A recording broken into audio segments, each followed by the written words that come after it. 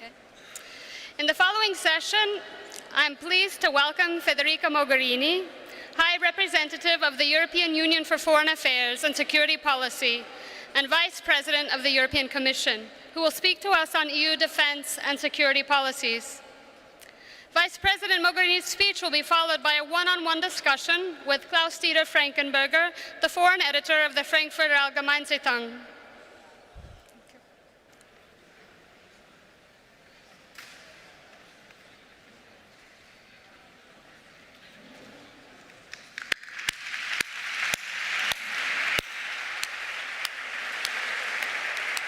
Grazie. Grazie e buongiorno a tutti, Presidente. Good morning. Thank you. I would like to start by thanking... But first of all, for the opportunity we have every year to look together at the state of our Union and at the ways we have to improve the state of our Union. I will get to the state of the European Union in a minute. But let me first spend a few words on the state of the world today, also because the two are somehow clearly interconnected. The state of the world today is a state of chaos, a confused proliferation of crises where conflictuality and confrontation seem to prevail on rationality.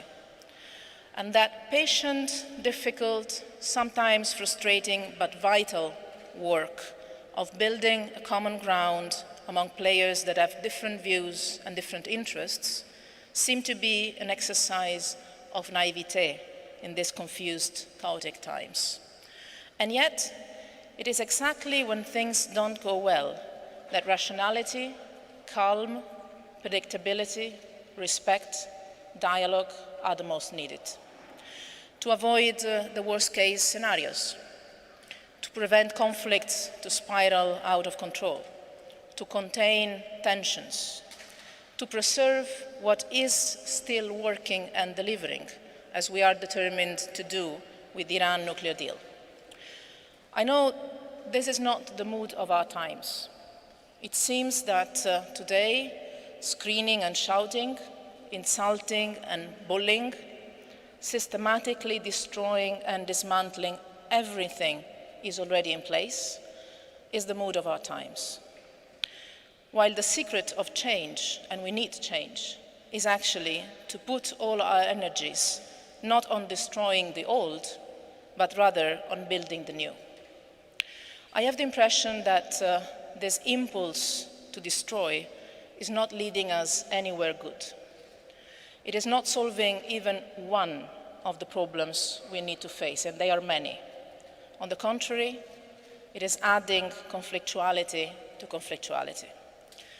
What really leads to solutions is the patient, respectful, rational, humble art of compromise, of building win-win solutions, where everybody's interests can find their own place, where you know that if something is good for your counterpart, it must not necessarily be bad for you. This is, by the way, the history of our union, when we found out that if our neighbor is better off, it's also good for us. On the opposite, we need to move from the I win, you lose approach to the common search for common solutions, because we do have common problems to face. And we are, each of us, as strong as the weakest of our neighbors and partners is. I'm not sure this is the proper way of saying this in English, but I guess in Italian sounds perfectly well. The chain is as strong as the weakest of its rings is. And in this global world, there is clearly no doubt that we are one interconnected global chain. So this change of attitude from confrontation to cooperation requires a strong, confident European Union. No other global player can work for this change of mentality. And the European Union is today the point of reference for all those that are investing in peace, multilateralism, free and fair trade, sustainable development, fight against climate change, human rights and democracy, social economy in a rules-based global order. This gives us a huge opportunity, probably much bigger than in all recent decades as Europeans. But it also gives us a huge responsibility. So the question is, are we able as Europeans to fulfill these expectations that both our citizens and our partners have on us? What is the state of our European Union? I'll be very clear and very frank. I believe the state of our Union is as strong as Europeans want it to be. Europeans means all of us.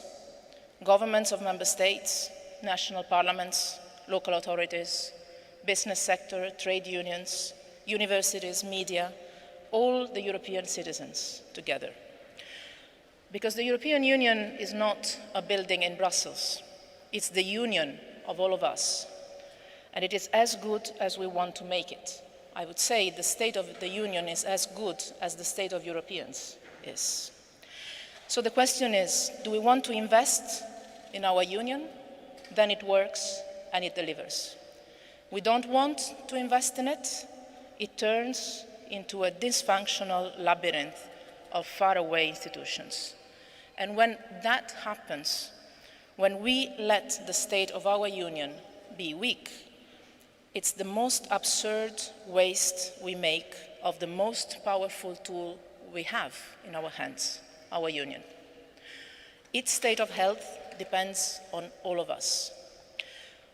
Please go back with your memories to a couple of years ago. We were all discussing the end of the European Union. Many were saying that after the UK, others would have left the European Union. Our union was, 2 years ago, exactly this time, in a state of deep crisis. Then last year, during the celebration for the 60th anniversary of our treaties in Rome, 27 heads of state and government recommitted in quite a solemn and at the same time true, profoundly true way, recommitted to the relaunch of our union. Because they knew, I believe, that the only way to effectively serve their own respective national interests in today's world was and is through our union. They knew that it is not giving up sovereignty, but the only way to regain sovereignty in today's world. Because no country is big or strong enough to face the world of today alone. We can do it only together if we want to do it effectively. And in this last year, the state of our union has grown stronger, much stronger. Starting from the economy, and I know that Mario Draghi will say more about it in a while, to our capacity to act together to manage with our external action the migratory flows. I give you just one example. In partnership with countries of origin and transit, and together with UN agencies, we have assisted more migrants to return voluntarily to their countries in the course of 2017 than in all previous years together. But let me mention one other aspect where the state of our union has grown much stronger in the last year: security and defense. Security and defense are probably the best example of the state of our union today, or at least if you want to see the glass half full. The idea of a European defense community dates back to the 50s, as I know all of you in this room know well. But for over 60 years, it was impossible to achieve. Failure after failure, frustration after frustration, and veto after veto. I remember very well, in 2014, I was doing my confirmation hearing at the European Parliament, and I said at that time that I believed it was high time to fulfill the potential of our treaties on defense. But there, most people told me that it was completely impossible, the conditions were not there, and the political will was not there. But political will depends on us, and us only. It is not an external factor. It comes from us. So, in fact, we made it. we took the most significant step ever to build the European defense after 60 years of failures. We started with a single command center for our military training missions in Brussels that has been now operational for more than 1 year. Then, with the Commission, we launched the European Defence Fund that will allow us by 2020 to invest €1.5 billion every year on defence research and on our defence industry to help member states spend better, spending together. And for the first time ever, I know that President Juncker mentioned this here this morning, for the first time ever in the European history, with the Commission we have proposed to dedicate part of the next EU budget in the multi-annual financial framework to the European defence, to support European defence industry and research. But that's not only this that we've done. We have, with the Council, launched the Permanent Structured Cooperation on Defence, using for the first time ever the provision of the treaty that allows us to go with different levels of engagement among member states, testing somehow two speeds in the field of security and defence among member states. And it worked. 25 European countries have committed to join forces on common projects, to provide troops and assets for our common missions, but also to speed up their national decision-making and to share information among them. We have now 17 projects we are now implementing that are very concrete, from a new system for maritime surveillance to a European training center for our troops who intervene in case of a natural disaster in Europe, in our neighborhood, or abroad. The range of security issues we face today is incredibly broad, and only together can we develop all the capabilities we need to protect our citizens and also to build peace. As we build in these 2 years these first elements of the European defense, we have also strengthened as never before our partnerships with NATO and with the United Nations, because we see our strength as fully complementary to the strength of others. The instruments we've set up in the field of security and defense have an immense potential. But obviously, it is now up to us all to make full use of this potential. And again, it is a matter of political will, particularly from member states. As the work is a collective one, I would say a teamwork, it has been working exactly for this reason, and is going on. We're now focusing in particular on developing our civilian capabilities, and I have proposed to set up a new European financial instrument, the European Peace Facility, that would give us predictability to finance our civilian and military missions, but also to support our international partners in a much more efficient manner than the one we are having today. All these initiatives I mentioned, taken together, make the European Union of Security and Defence real. It's a beginning, but it's a very good beginning, something that just 2 years ago was considered by everybody impossible to achieve, even in part. Why did we manage? We managed because there was political will, there was a sense of purpose shared, there was teamwork, and there was a sense of responsibility. Everybody, every institution, every member state and European institution made its own part. And so after decades, finally, today we can innovate together, we can buy together, we can plan and act together in the field of defense as Europeans. Because today, the European way has become the only effective way to peace and security. In a world where military means are sometimes needed, but never sufficient alone. Where security is never just a matter of traditional defense. The European way to peace and security is something we have learned in our daily work around the world. In Africa, where security needs the economy to flourish, and the economy works only if it is not threatened by criminal groups, terrorism, or instability.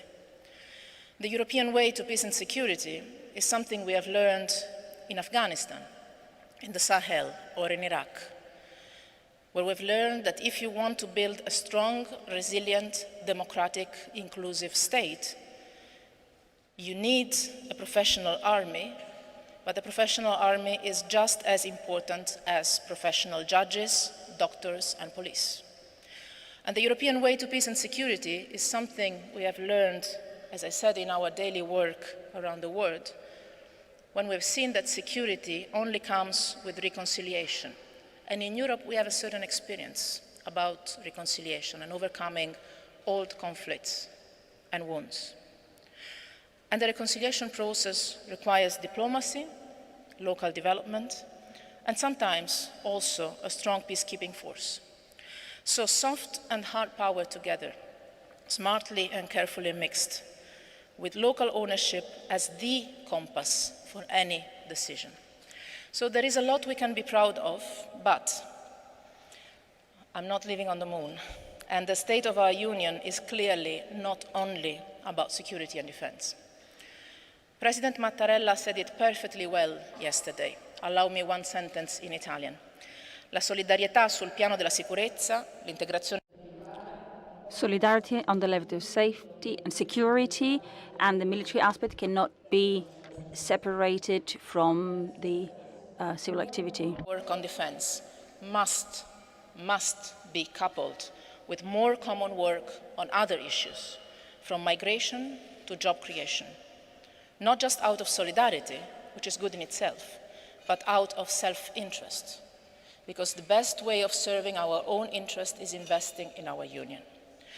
With defense, with the work we've done on defense, we have shown that with strong political will, with determination, with a certain stubbornness and visionary approach, and most of all, with hard, patient, collective work, it is possible to make full and good use of our European Union. It is the demonstration that we can aim high, dream big, and deliver beyond expectations. The state of our union has become stronger in these last 2 years, and yet it is challenged, probably today more than any time ever. I believe it is important, every single European citizen, that we realize what we risk to lose, and on the other side, what we can achieve, and the distance between what we risk and what we can. There's a very beautiful song that says, you only miss the sun when it starts to snow. I'm afraid we are getting to that point.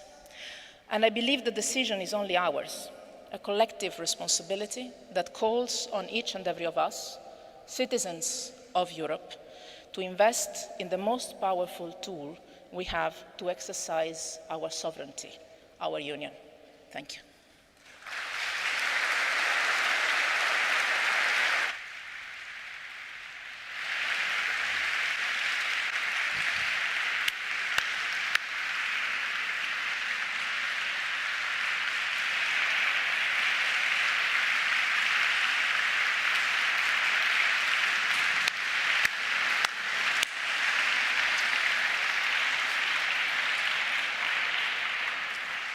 Thank you, Madam High Representative, for this lucid and comprehensive, if not fully optimistic, overview. Let me say at the beginning, I feel very privileged to be here with you on this stage in the wonderful Palazzo Vecchio, and I feel also privileged to represent an organization that proudly supports the State of the Union event here in Florence. I cannot, but we have to speak a little bit about Iran. You were a key negotiator in the process that eventually led to the Accord of 2015. Now it seems to be in danger, if not in terminal danger. Is there a way out, or are we heading directly into the abyss? I believe that we have a responsibility and a duty, I would say, to do all we can, and we can a lot, to preserve the nuclear deal with Iran. I've been saying for 1 year now, probably more, especially to our friends in the US administration, that this deal is not a bilateral treaty. It's a UN Security Council resolution, and it belongs to the entire world. The consequence of that is that no single country alone can destroy the deal or can undo the deal, because all the others stay in. And this is what we are seeing in these days. The reaction and the response of the international community almost unanimously backing the full continuation of the full implementation of the deal. So we as Europeans are determined to keep this agreement in place, to keep all our commitments under this agreement, and to help other parties to continue to be true to their own commitments for the sake of security in our region. This is what strikes me the most. Those that like this agreement and those that have never liked this agreement, I believe, agree on one fact, that was the agreement not in place tomorrow morning anymore, the dangers for the region, and Europe is part of the region, from a security perspective would be enormous and disastrous. The only thing the world and the Middle East would not need in this moment is a nuclear arms race. And for once that we have an agreement that is effective and it's working on non-proliferation of nuclear weapons, we have to keep it. We have to do all we can to keep Iran committed to its nuclear commitments. The IAEA strictly verifying these commitments. There is no other single country in the world where the IAEA has a regime of verification stronger than the one in Iran. And also need to preserve the credibility and the autonomy of the agency, because the IAEA will be needed, as it has been needed in the past, for strong verification regimes everywhere in the world related to nuclear weapons. So, in particular, if you think of the possible scenario of negotiations with Pyongyang, dismantling the only piece of non-proliferation agreement that is working and delivering in the world would be, I believe, a big mistake. But again, my sense is this, and my commitment is this, on the name of the European Union and also personally, to keep this agreement in place. So no matter that the United States has effectively pulled out of it, increased the tension, probably confrontation, you think this agreement will hold? Yes. We shouldn't speculate about Iranian behavior, but it will hold. I'm not saying it's easy. It's going to be very difficult, and it's going to be very different from the past. But our determination is to keep this agreement in place. Obviously, we need the only country that can unilaterally destroy this agreement to stay committed, which is Iran. Yeah. But the words of President Rouhani are giving me reassurances on their intentions on the nuclear agreement. Obviously, we have many other disagreements with Iran, and the list is long, but there are other things compared to the nuclear agreement. And we discuss our regional disagreements or ballistic missiles issues or conflict in Yemen or conflict in Syria in other areas, in other formats. We can build on the effective full implementation of the nuclear deal to change the dynamic also on the fields where difficulties are still important. But yes, we are determined to keep the agreement in place. Europeans are determined and united in this. And I think I can announce today that I have convened for next Tuesday in Brussels a ministerial meeting with the foreign ministers of Germany, France, the United Kingdom. First, the three of them with me, and then we will meet with Foreign Minister Zarif on Tuesday in Brussels. You probably know that this treaty better than anybody else. And you know probably that this treaty is not perfect, as the critics have always said it isn't. Is there any chance to enhance it by a separate deal, let's say on missiles, or is it now out of the order? You know, the basic, I wouldn't say rule, because it seems that all rules are to be interpreted in a creative manner. That's very Italian. But the basic principle of diplomacy is that you can work on deals, you can work on agreements if you have spaces for win-win. What do the different parties gain out of an agreement? And I believe the Iran deal at the end of the day worked because we found a common ground. Iran was gaining with the lifting of the sanctions related to nuclear, because other sanctions are still in place, including European ones. And the international community was gaining in security because Iran was committing itself to a strict verification regime from the IAEA, never to acquire a nuclear weapon. So it was a win-win. I believe that any next step could be achieved, but only building on the basis of what we have already. It's extremely difficult, if not impossible, to imagine how you can enter into a new negotiating phase with the starting point of dismantling what you have achieved after 12 years of difficult negotiations. Because the other side would say, why should I engage in new negotiations if I cannot trust fully the fact that at the end of maybe another 12 years, and by the way, what happens in those 12 years of further negotiations if we don't have anything in place, if the outcome of that is then to be put in question by the next administration or another government taking place. So I believe that whatever we need to address with Iran on regional issues needs to be based on the full implementation of what we have already.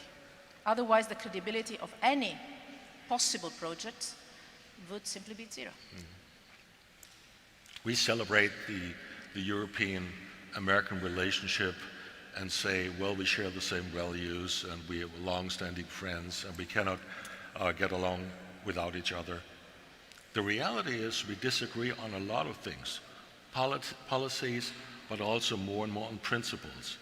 How stable and strong is this partnership? Or aren't we diverging on many issues, such as the Iran issue, which is a fundamental one? You know, I believe that many Americans disagree with America these days. And that's the strength of a democracy. It's difficult to picture one country, one of the largest democracies on earth, like the United States, as one. There's an administration, there's a Congress that has in itself many different contradictions. There are the different states that are taking different positions. If you see California on climate change, that speaks for itself. And then there's the American citizens that are, I believe, very probably divided and asking themselves questions about the role of America these days in the world. I think it is important that we consider our relations with the United States not only as institutions to institutions, but people to people, as it has always been the case. Here we are in my own home country. For an Italian, it's impossible to imagine, as for a German, that Americans are not our closest friends and partners, because history ties us together. History is not enough. Economy ties us together, because the amount of jobs that are created in the US and in Europe because of our economic ties is immense. And I could continue. So I believe that history, values still, yes, and also interests and perspectives for the future still make of us the closest partners and friends, even if we do not agree with some of the choices of the current administration, and we're very frank and adamant about that. Well, the economy is also a very good example of a field where we seem to have diverging perspectives and interest. When we met 4 years ago, or since we met 4 years ago, exactly around the corner, Madam High Representative, the world has not become a quieter place. To the contrary, last night our President Mattarella spoke of the winds of war that are blowing around us here. You know, we don't have to list all the problems and challenges we face. The list is forbiddingly long, frighteningly long. What is, in your view, the most pressing geopolitical issue for the EU? Africa. Africa. I know this is surprising because it's not one conflict, it's a continent, and it's a continent with a growing population. But you know, it's our closest neighbor. I realized how close we are the day when I was flying from Tunis to, at that time, the EU presidency, Malta, and you fly south. From Africa to Europe capital at that day, you were flying south. We are so close, and the demographic and the security challenges, the economic challenges Africa is facing, I believe, are our own challenges. And then there's I would say, if I can mention two other issues, is definitely Syria, where we're seeing indeed a lack of global leadership, where we're trying together with the United Nations to fill the gap. both from the humanitarian and diplomatic point of view, but it's extremely difficult, and I'm not optimistic about that. No. And the situation around the Gulf. I believe that, again, we have to keep Iran committed to the nuclear commitments he has taken, also to prevent further tensions around and across the Gulf. When you speak about Africa this morning, President Tajani spoke about a European Marshall Plan. The Chancellor speaks about a European Marshall Plan. How can we convince a skeptical public that this is one of our top priorities to address, and that we have really to invest resources in achieving what we want to achieve, basically stop migration, or at least controlling migration from Africa? I believe, well, first of all, we already have a Marshall Plan for Africa in place since quite some years. We have a limit. One of the limits in the European Union institutions is that we fragment the amount of money we invest for different things under different chapters. But if you put all the money we invest in Africa every year together, from humanitarian to development to economic investments to digital to security, everything, you reach an amount of money that goes far beyond any Marshall Plan that you could imagine. So the Marshall Plan is already there. I believe Europeans should be more aware of the huge investments we are making in Africa, as the Africans are, because the Africans recognize in the Europeans their first partner and friend, by far. Sometimes we have some countries in particular, some colonial, let's say, post-colonial problems, but if you look at the reality today, Europeans and Africans are working hand in hand in all different fields. I believe the European public opinion understands this now perfectly well, because if you want to manage migration, and if you want to prevent further security threats, in particular terrorism, there is one single place where you have to invest all your political, diplomatic, and economic efforts. That is the belt of the Sahel and the Horn of Africa. There is the place where most of the challenges could be either solved or could deteriorate in something dangerous for us. And I believe, you know, Europeans now understand it's not charity, it's self-interest.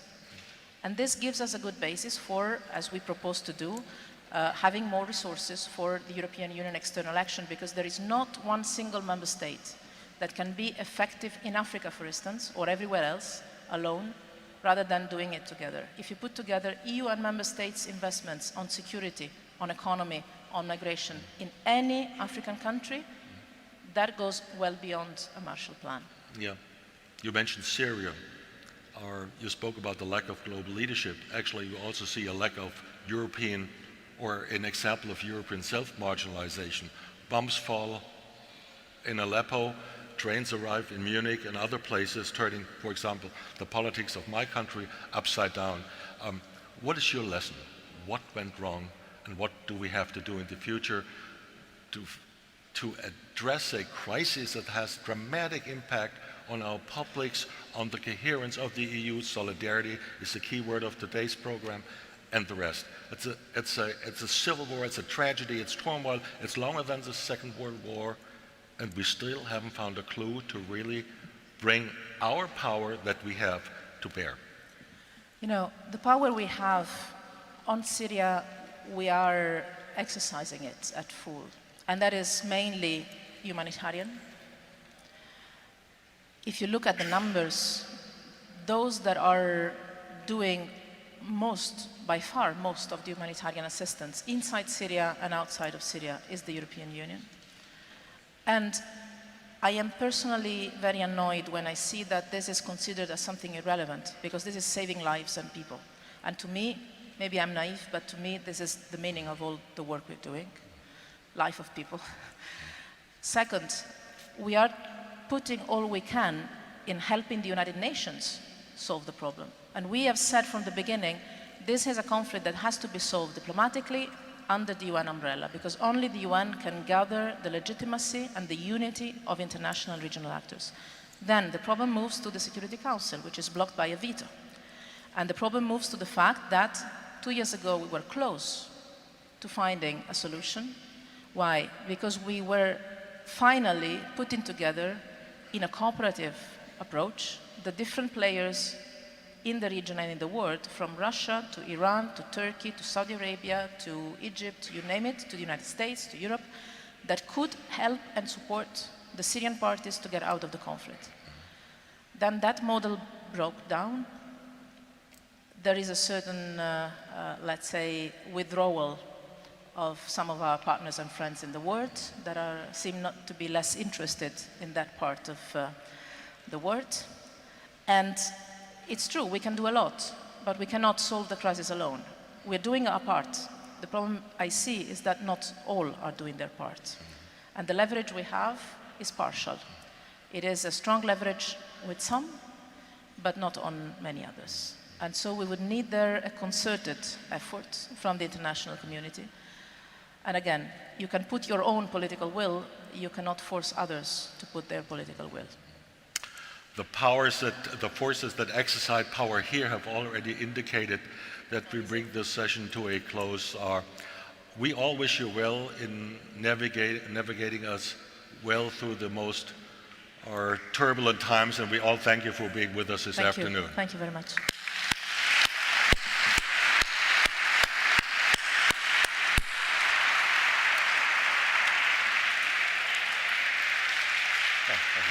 Thank you very much.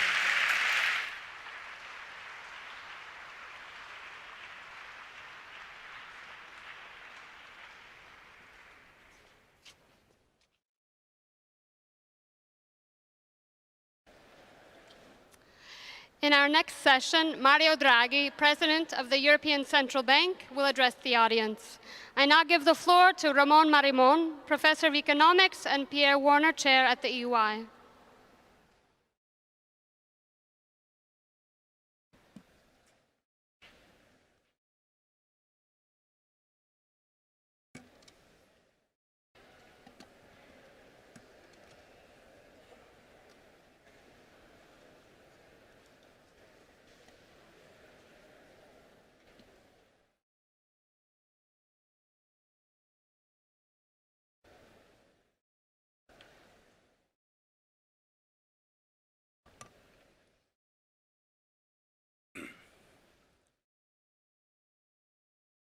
It's an honor for me to introduce the President of the European Central Bank, Mario Draghi.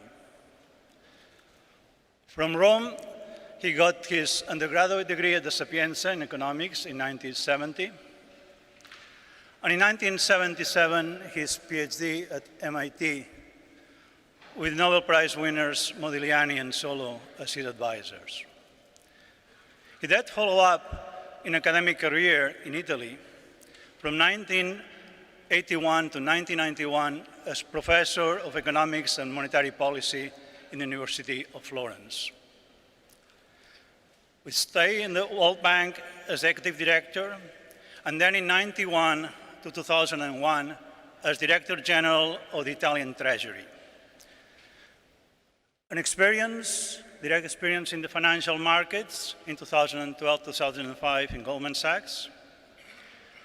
And 2006 to 2011 as when he is the governor of the Bank of Italy. In 2011 is when he enters as president of the European Central Bank.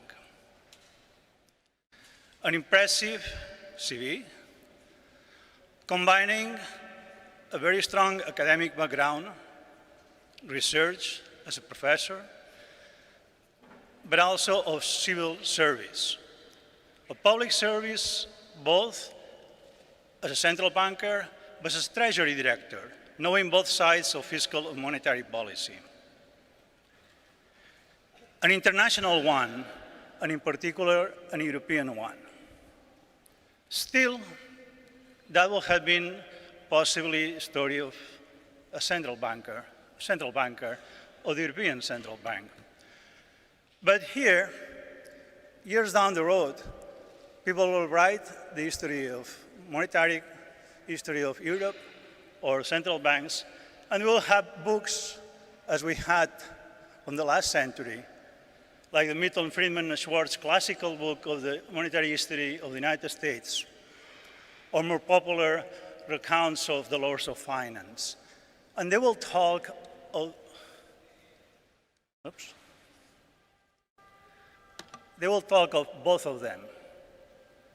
Bernanke and Mario Draghi have been by far the most important ones.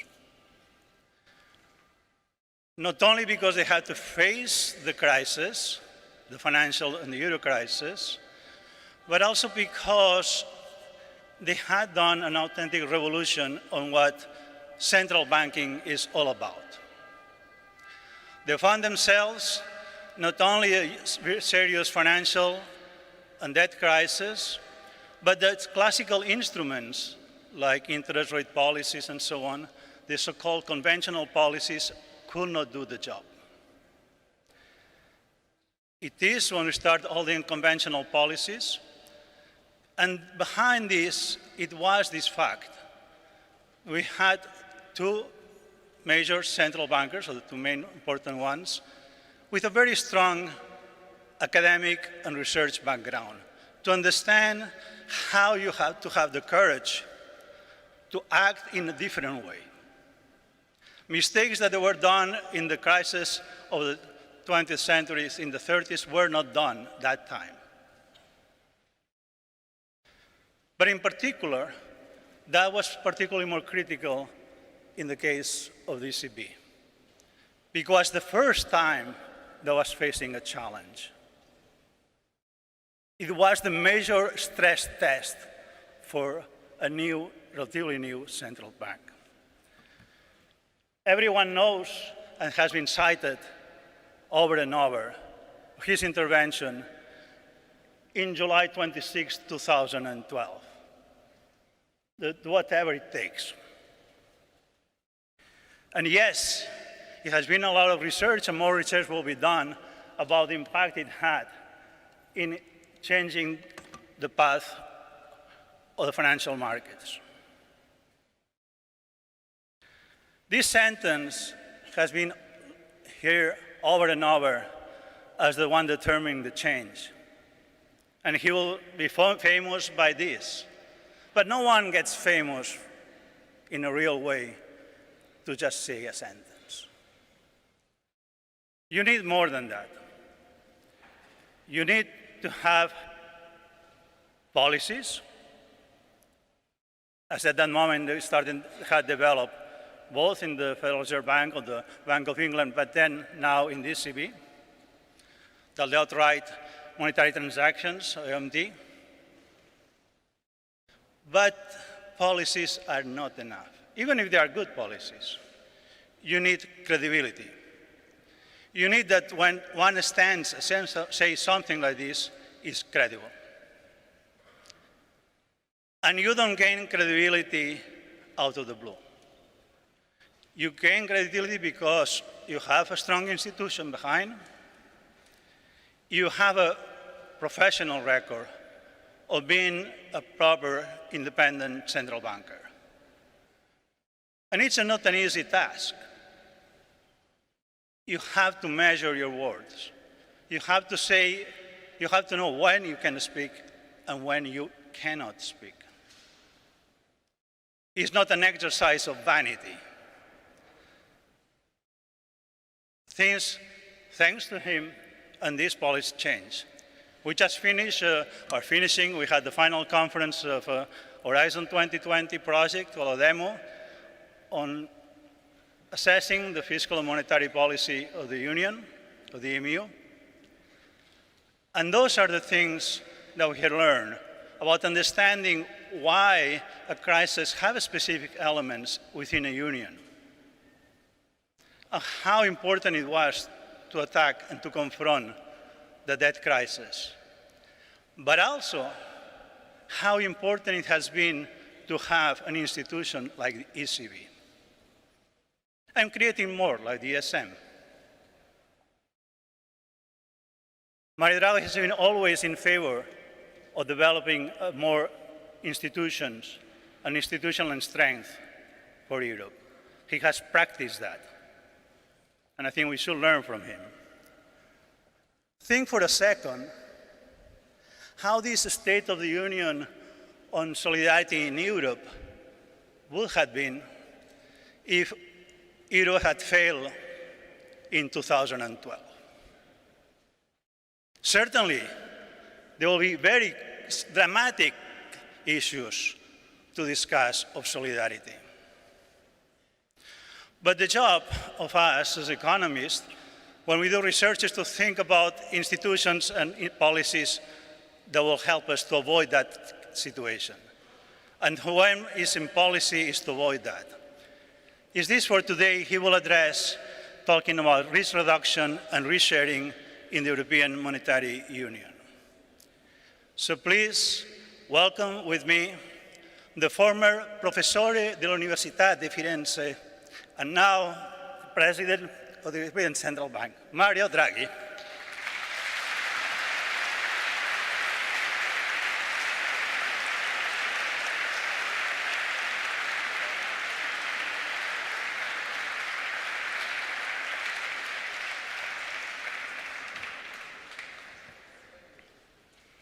Well, thank you very much, Professor Marimon. Your words are too kind, even moving, but thank you. Should also say that it's quite something to speak here. I think I came here last time in a school trip a few years ago. And I had no sense of how beautiful this place is.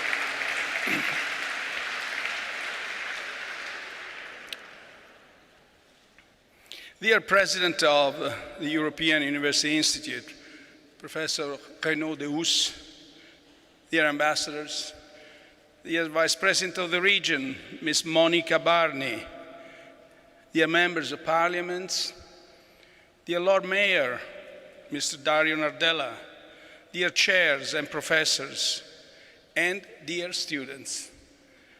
Ladies and gentlemen, it's a great pleasure for me to be invited by the European University Institute, which in many ways mirrors what the European project is for. It was founded to encourage exchange, cooperation, and a common European vision. Since then, the university has made countless contributions in the fields of economics, law, political science, and history.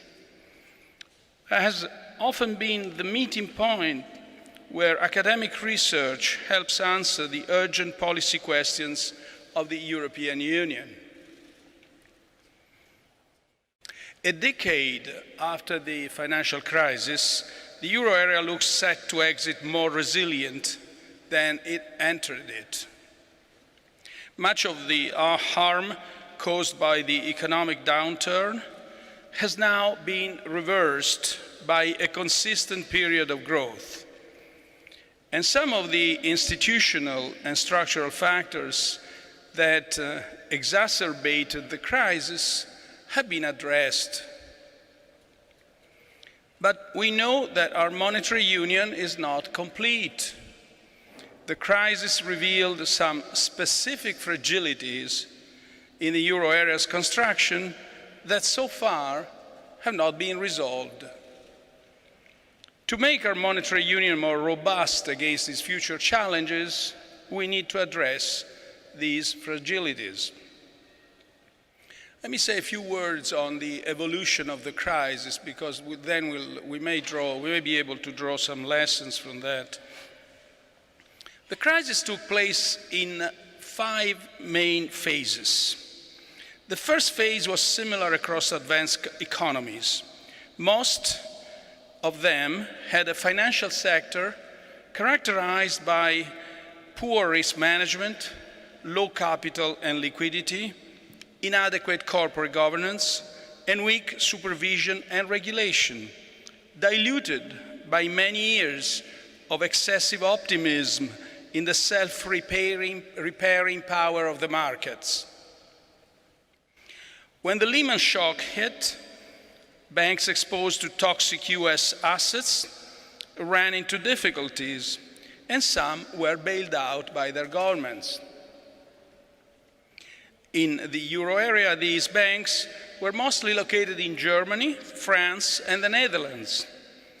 Bank bailouts took place on a staggering scale. In 2009, they totaled around 8% of GDP in Germany, 5% in France, and 12% in the Netherlands.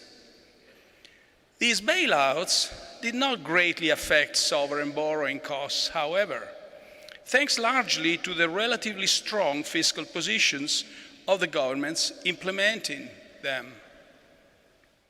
In the second phase, the crisis spread to banks in Spain and Ireland that had similar weaknesses, but were instead overexposed to the collapsing domestic real estate market. Another wave of bank bailouts followed, and some signs of tensions in sovereign debt markets began to appear. These tensions were compounded by the third phase, which began when the Greek crisis shattered the impression that public debt was risk-free, triggering a rapid repricing of sovereign risk. To those who saw the crisis as a consequence of moral hazard, this represented a required return of market discipline vis-à-vis sovereigns, a view that was reflected in the Deauville Agreement in October 2010. These events spread contagion to all sovereigns now perceived as vulnerable by financial markets. But they affected most of all those with high public debt levels, a lack of fiscal space, fragile market access, and especially low growth. Sovereign risk was then transmitted into the domestic banking sector through two channels. The first was through direct banks' exposures to their own government's bonds. Between January 2010 and July 2012, banks in Greece, Italy, and Portugal incurred aggregate losses on sovereign bonds of vulnerable countries amounting respectively to 161%, 22%, and 36% of their core Tier 1 capital. Regardless of whether these losses directly affected regulatory capital, because some of the bonds were at amortized cost in the bank's balance sheets, they had an adverse effect on perceptions of solvency in those national banking systems. And the second channel was via negative confidence effects. Because the public sector makes up roughly half the economy in many euro area countries, and because of the credit rating dynamics, the fear of possible sovereign defaults had a dramatic effect on confidence in the domestic private sector. Any distinction between firms and banks, and between banks with and without high sovereign exposures, disappeared. The general loss of confidence in these countries' prospects reverberated through the banking system via further fall in growth. In this way, the crisis spread to banks that did not have significant exposures either to the US prime assets or to domestic real estate, and therefore had not, until then, needed to be bailed out.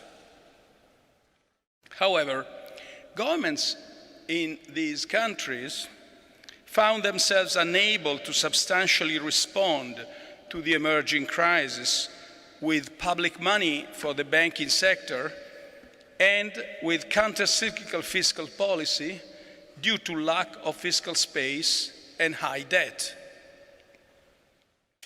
Financial markets then began to fragment along national lines, and cross-border funding dried up, exacerbated by the defensive risk management by banks and ring-fencing of liquidity by supervisors in core countries. Lack of liquidity, coupled with capital depletion from domestic losses, precipitated a renewed credit crunch. Countries were trapped in a bad equilibrium caused by the three-way link between sovereigns, banks, and domestic firms and households. Falling credit aggravated the ongoing recession, increased loan losses, and further weakened bank balance sheets, which in turn pushed sovereign borrowing costs higher. Fiscal policy, under the pressure of losing market access altogether, took mainly the more expedient route of higher taxes, which led instead to lower growth and therefore renewed market jitters, somewhat defeating its own original purpose. The fourth stage of the crisis was triggered by investors in both Europe and the rest of the world. Faced with a downward growth spiral, many investors reached the conclusion that the only way out for crisis-hit countries, given the institutional design of the euro area, was for them to exit from it.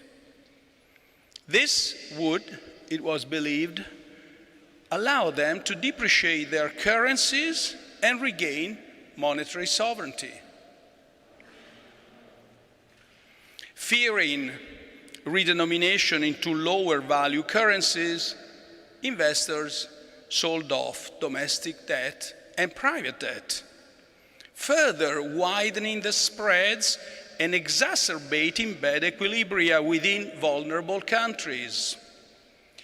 In 2012, spreads vis-à-vis German 10-year government bonds reached 500 basis points in Italy and 600 basis points in Spain, with even wider spreads in Greece, Portugal, and Ireland.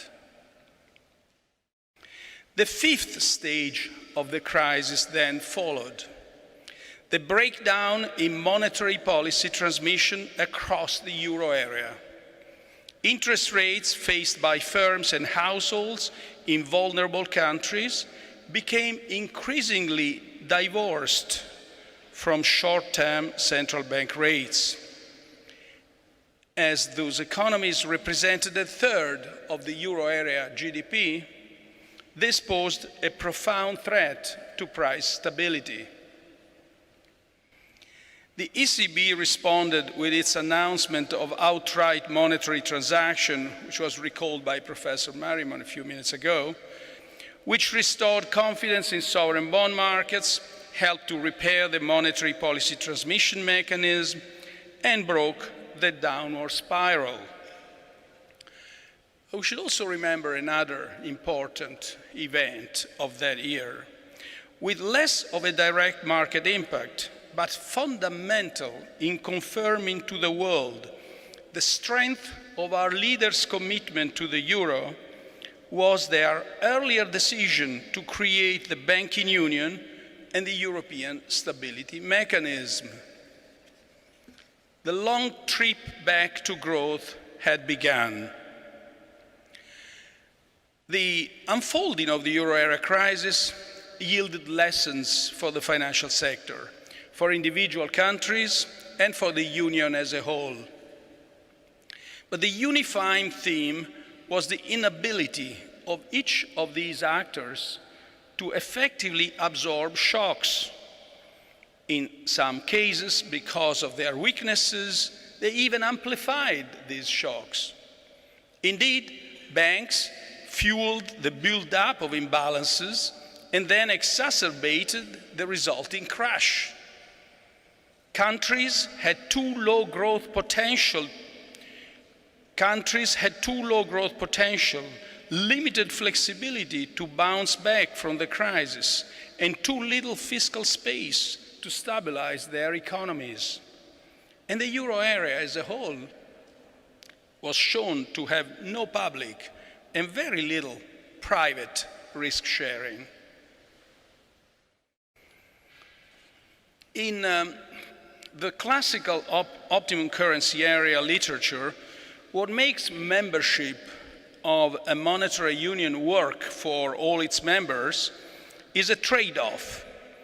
What they lose in terms of national stabilization tools is counterbalanced by new adjustment mechanisms within the currency area.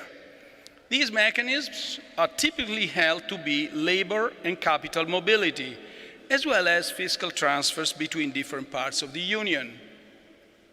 In other words, they are ex post and take place after a recession has set in.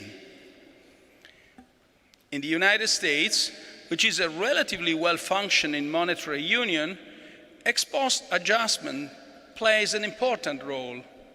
Fiscal transfers through the US federal budget are estimated to absorb around 10% of the shocks, while about half of the long-run response to a rise in unemployment takes place through labor mobility. But the outcomes achieved in the United States are not substantially different to those in the euro area. Though the euro area doesn't have a large central budget, national fiscal policies can still provide significant stabilization, so long as countries can use fiscal policy freely. It is estimated that 49% of an unemployment shock is absorbed by the automatic stabilizers in the euro area, whereas the figure for the United States is 32%. And studies have found a gradual convergence in labor mobility between Europe and the United States, reflecting both a fall in interstate migration in the US and a rise in the role of migration in Europe.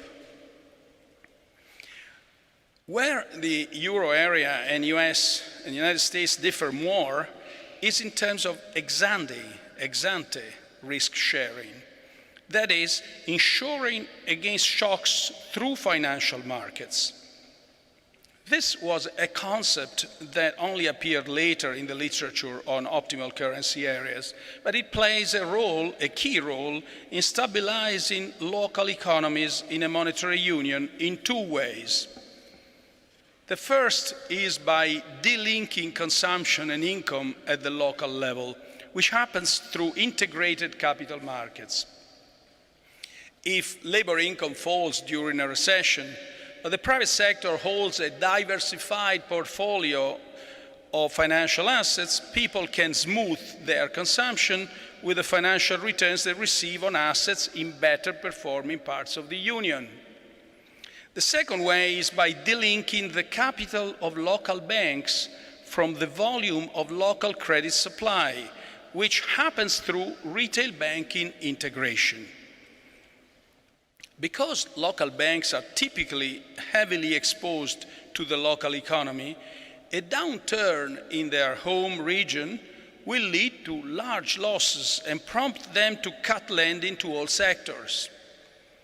But if there are cross-border banks that operate in all parts of the Union, they can offset any losses made in the recession-hit region with gains in another, and can continue to provide credit to sound borrowers. In the US, both credit and capital market integration have played an increasingly important role in smoothing local shocks over the past decades. For example, following the oil price collapse in the mid-1980s, almost every bank in Texas failed, creating a statewide credit crunch. One reason for this was that out-of-state banks were banned from Texas market. And so the balance sheets of local banks were completely concentrated on their home state. But since then, there has been major integration in the retail banking sector, with a number of multi-state banks increasing from around 100 in the early 90s to more than 700 today.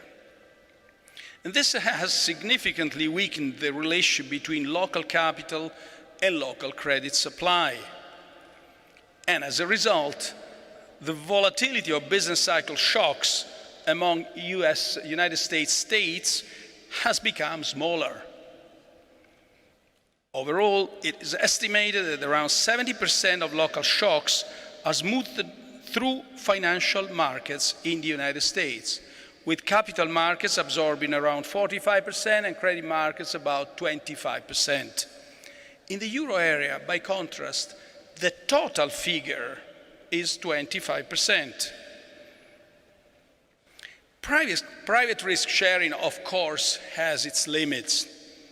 Faced with large common shocks that affect the whole monetary union, the benefits of diversification can break down, as happened to some extent in the US as well during the crisis. One study finds that capital market risk sharing in the United States dropped by almost a half in the crisis period. But this doesn't alter the conclusion that deepening private risk sharing in the euro area would be beneficial for macroeconomic stability. So the question for us is, how do we achieve it? The experience of other monetary unions and our own up to now suggests that it doesn't happen by itself. Rather, private risk sharing has to be enabled by public sector policies at both the national and the union levels. In this sense, private risk sharing cannot be seen as a substitute for further developments in the economic and monetary union. It is rather a complement to it and follows from it. The policies we need fall into two main categories. First of all, we need policies that make the financial system more stable, both by increasing the resilience of banks and by completing the banking union and the capital markets union.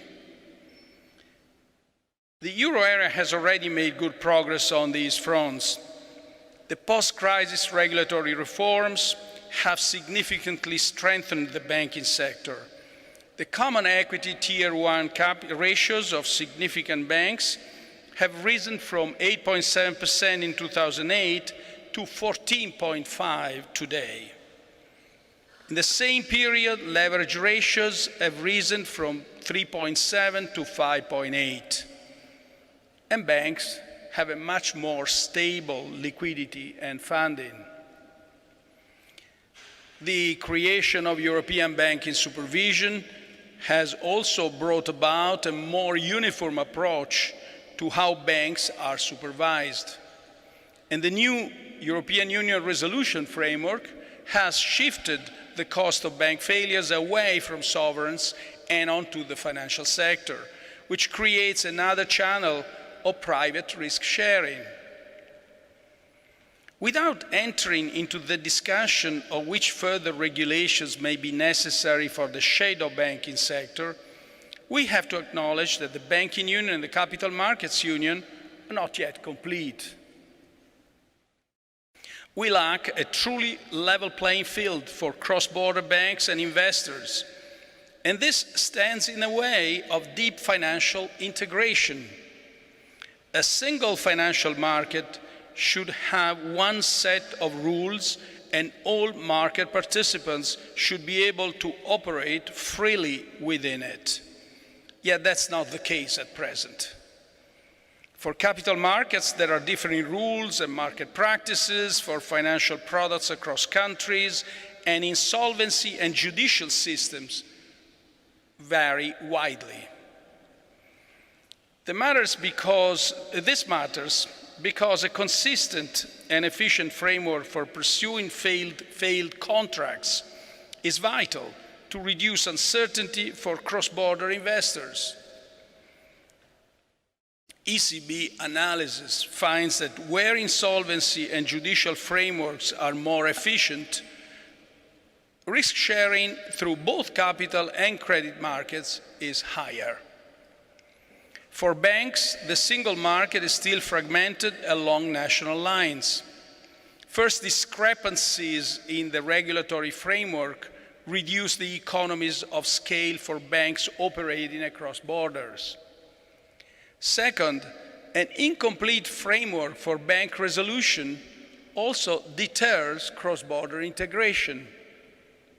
When resolution is not fully credible, it can create incentives for national authorities to limit capital and liquidity flows, as we've seen, as I was saying a moment ago, during the crisis through the ring fencing that some supervisors have practiced, so that they can advantage their depositors in the event of a bank failing.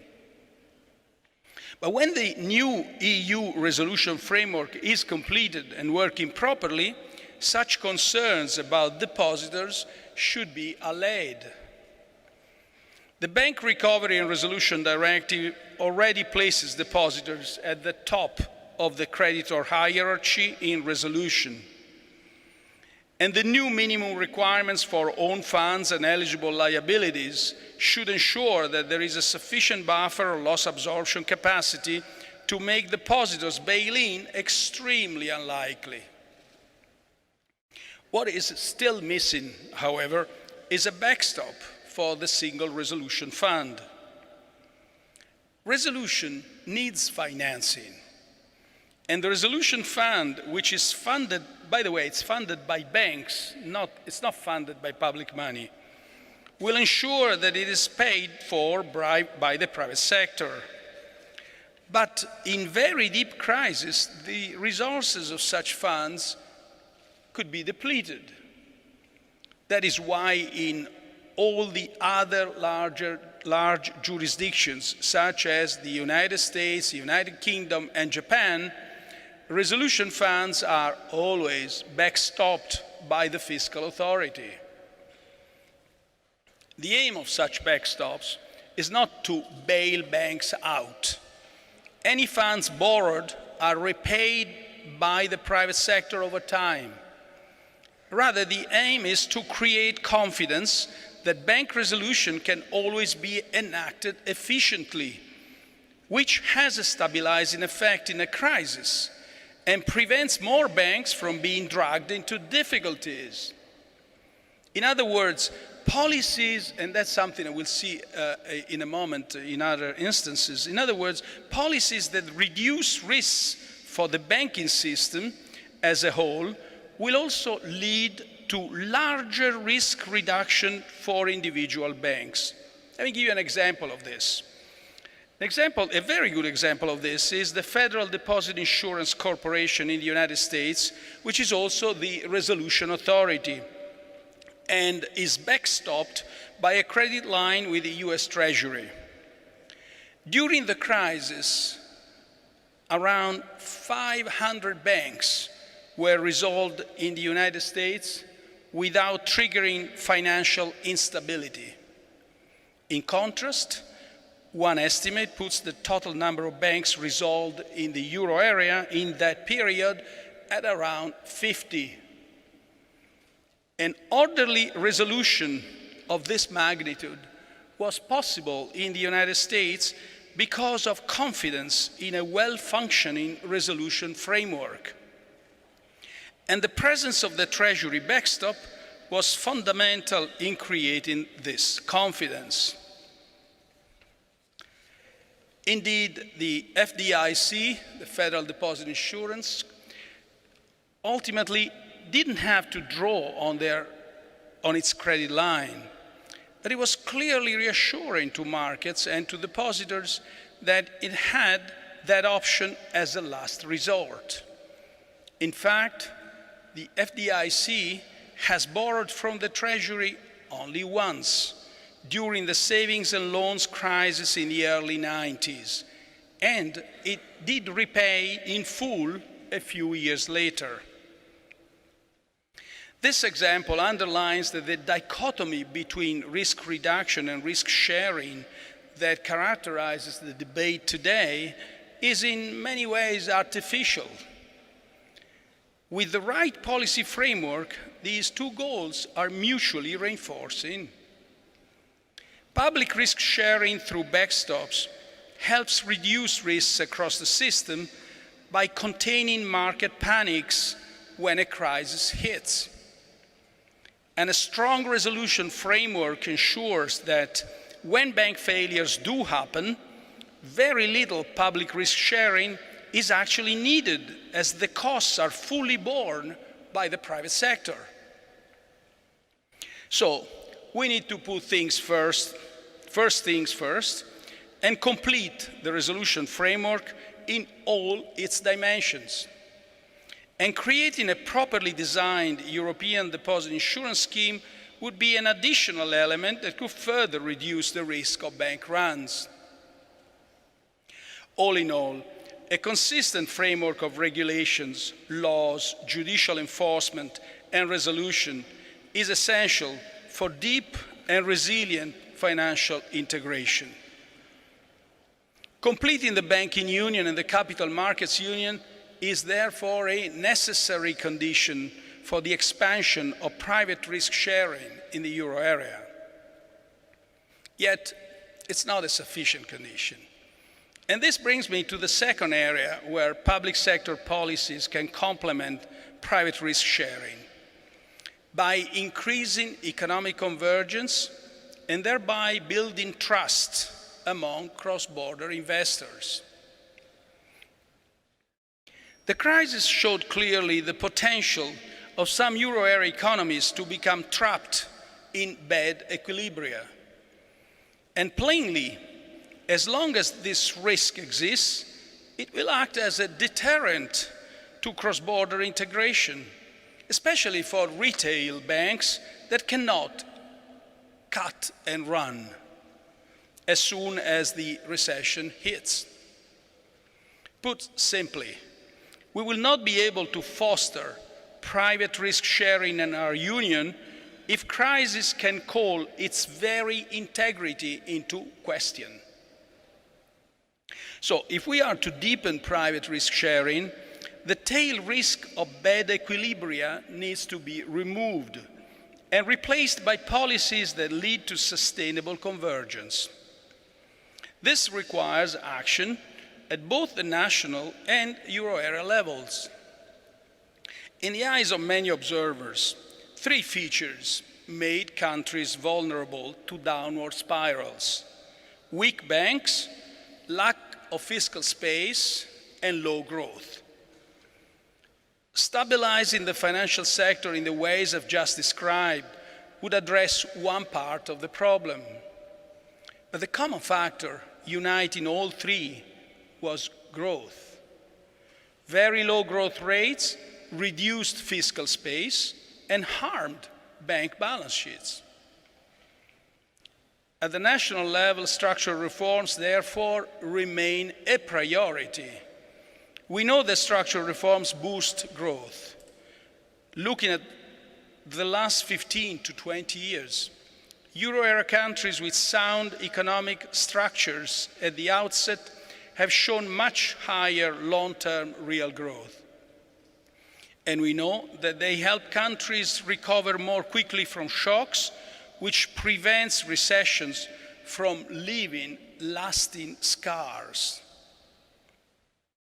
That said, while sound domestic policies are key to protect countries from market pressure, the crisis showed that in certain conditions, they may not be enough. Markets tend to be procyclical and can penalize sovereigns that are perceived to be vulnerable over and above what may be needed. Over and above what may be needed to restore a sustainable fiscal path.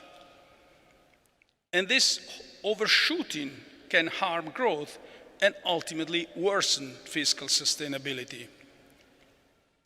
And this creates a need for some form of common stabilization function to prevent countries from diverging too much during crisis, as has already been acknowledged with the creation of the European facilities to tackle bad equilibria.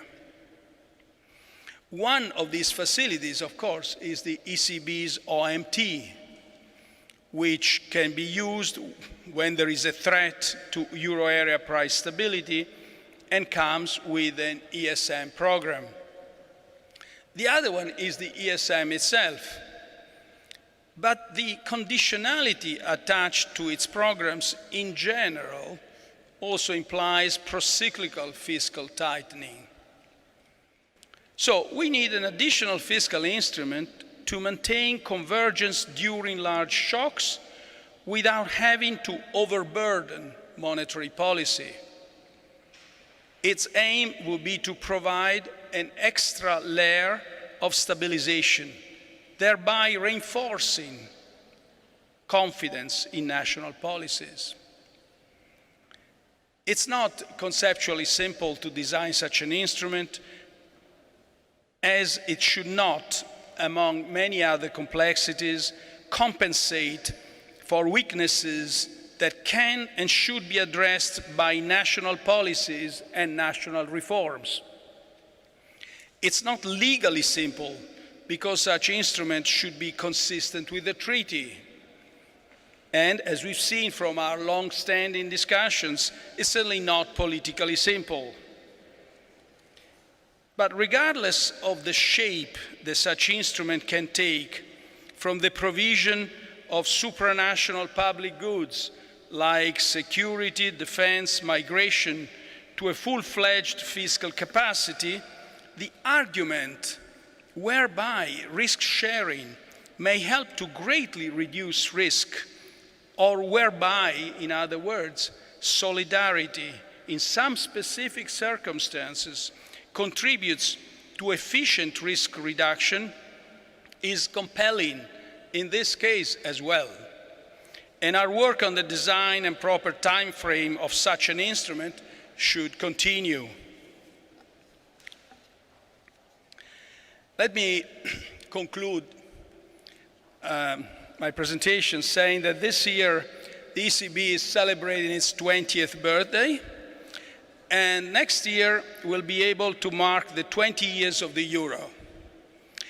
In those 2 decades, the euro has become a feature of our lives and a symbol of our European identity. 3/4 of euro area citizens now support the single currency.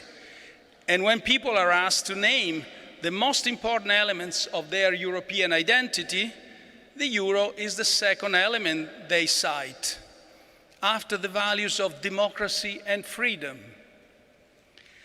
The people of Europe have come to know the euro and trust the euro, but they also expect the euro to deliver the stability and the prosperity it promised. So, our duty as policymakers is to return their trust and to address the areas of our union that we all know are incomplete. Thank you.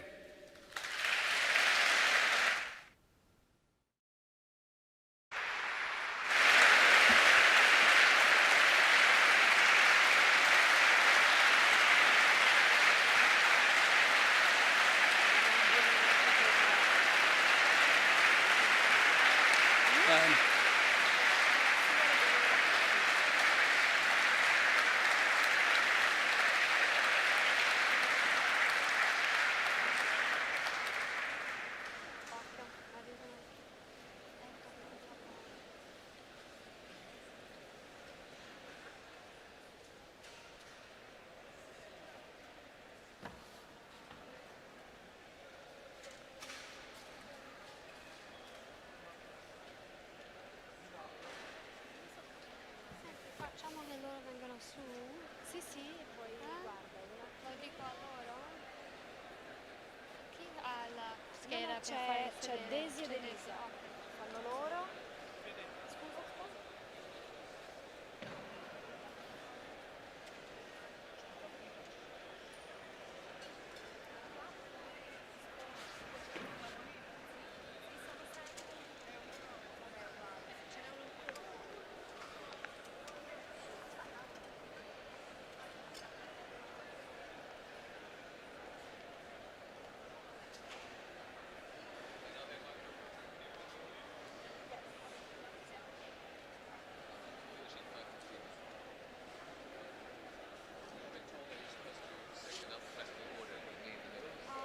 Mr.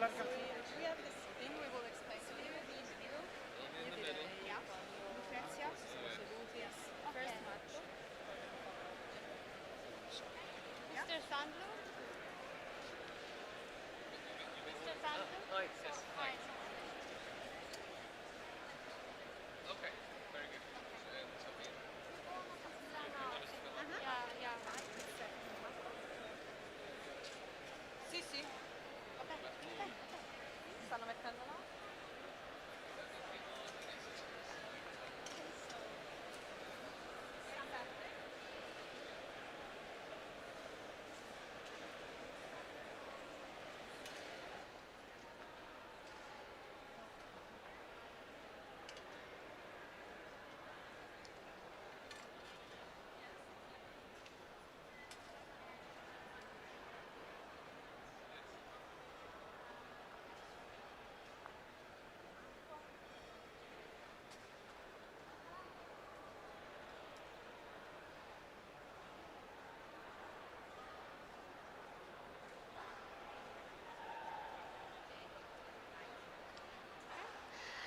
May I ask everyone to please take your seats?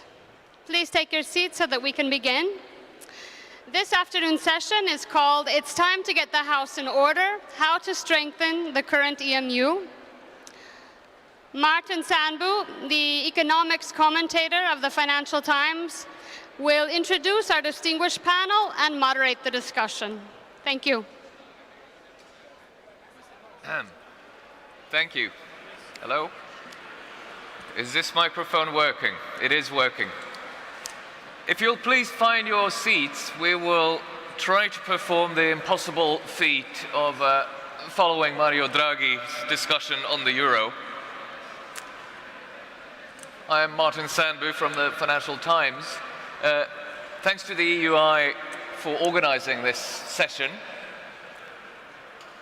It's a particularly exciting time, I think, to be discussing euro reform, because there is a sense of political momentum in that there's a commitment to agreeing something at the European Council in June, but at the same time political divisions remain, it seems, almost as deep as ever, and President Draghi referred to them.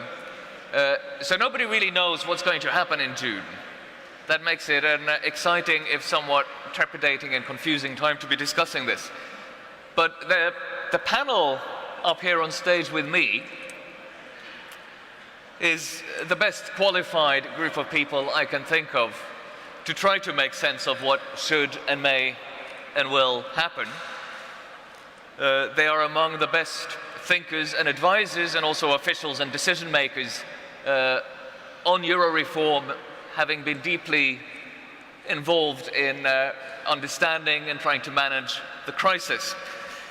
Since we're behind time and we have 6 people in addition to me on the panel, I'll just very briefly introduce you all in alphabetical order from my right to my left. Marco Butti is the Director General for Economic and Financial Affairs at the Commission. Marked my time in the trenches in the Eurozone crisis. Lars-Peter Feld is a Professor of Economic Policy, also a member of the German Council of Economic Experts, advising the government and the German public. Jean Pisani-Ferry's most relevant title now is that you are the Paolo Chair at the EUI. But Jean has had deep influence on the euro debate and also on French policy formulation. Lucrezia Reiklin is a professor of economics at the London Business School, but it's even more exciting that you were mentioned as a potential prime minister of a technical government until that was suddenly off this week. Rolf Strauch is the chief economist at one of these new institutions Mario Draghi referred to that have helped to stabilize the euro, the European Stability Mechanism. And Paul Thompson, last but not least, Director of the European Department at the International Monetary Fund, and also somebody who's been burnt in the trenches of the Eurozone debt crisis. If people could try to fall quiet in the back, it'll be easier for everyone to hear us and for us to hear one another. Since It's a panel with a lot of people. I encourage you again to be as succinct as you can, because I would like to open up to questions from the audience as we move along. Lucrezia, I'd like to start with a question for you. Mario Draghi was very clear that in addition to private risk sharing, there needs to be some form of public risk sharing. And the issue of a fiscal stability or a fiscal taxpayer-backed risk-sharing mechanism is both something that many say is the most crucial element needed to strengthen the euro, and also the one that's politically the most difficult. So can you give us your take on why we need it, how badly we need it, how bad would it be if we don't get very far on it? Thank you for introducing me. I think I was very happy that actually Mario Draghi put a lot of emphasis on the issue of the fiscal capacity, because I think that this is one of the least well understood issue in, in the discussion on policy reform. So what is it about? When we talk about fiscal capacity, what do we really mean? We are talking about a response to large shocks, to crises. We are not talking about business as usual. So that's the first element. And why is it important to have a tool to guarantee fiscal capacity in these situations? Because facing those shocks, the ensemble of our rules induce procyclicality. So that means that there is a tendency for euro area countries to consolidate during bad times. And this is what happened since the third quarter of 2009. And this is what actually, in my view, it is one of the reasons why the euro area as a whole, not Greece, the euro area as a whole, performed worse than the United States as a whole. So this is what we are talking about, is a tool for stabilization during bad time. There are questions of how to design such stabilization fund, to provide fiscal capacity. And there is also, people who think that this tool maybe is useless because the monetary policy actually will have that function during bad times. So we don't need a fiscal instrument.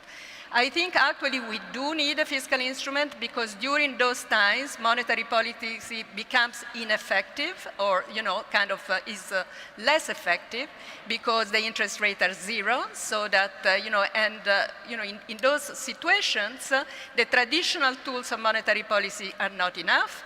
We need monetary policy coordination, and such stabilization tool is the vehicle through which to achieve that goal.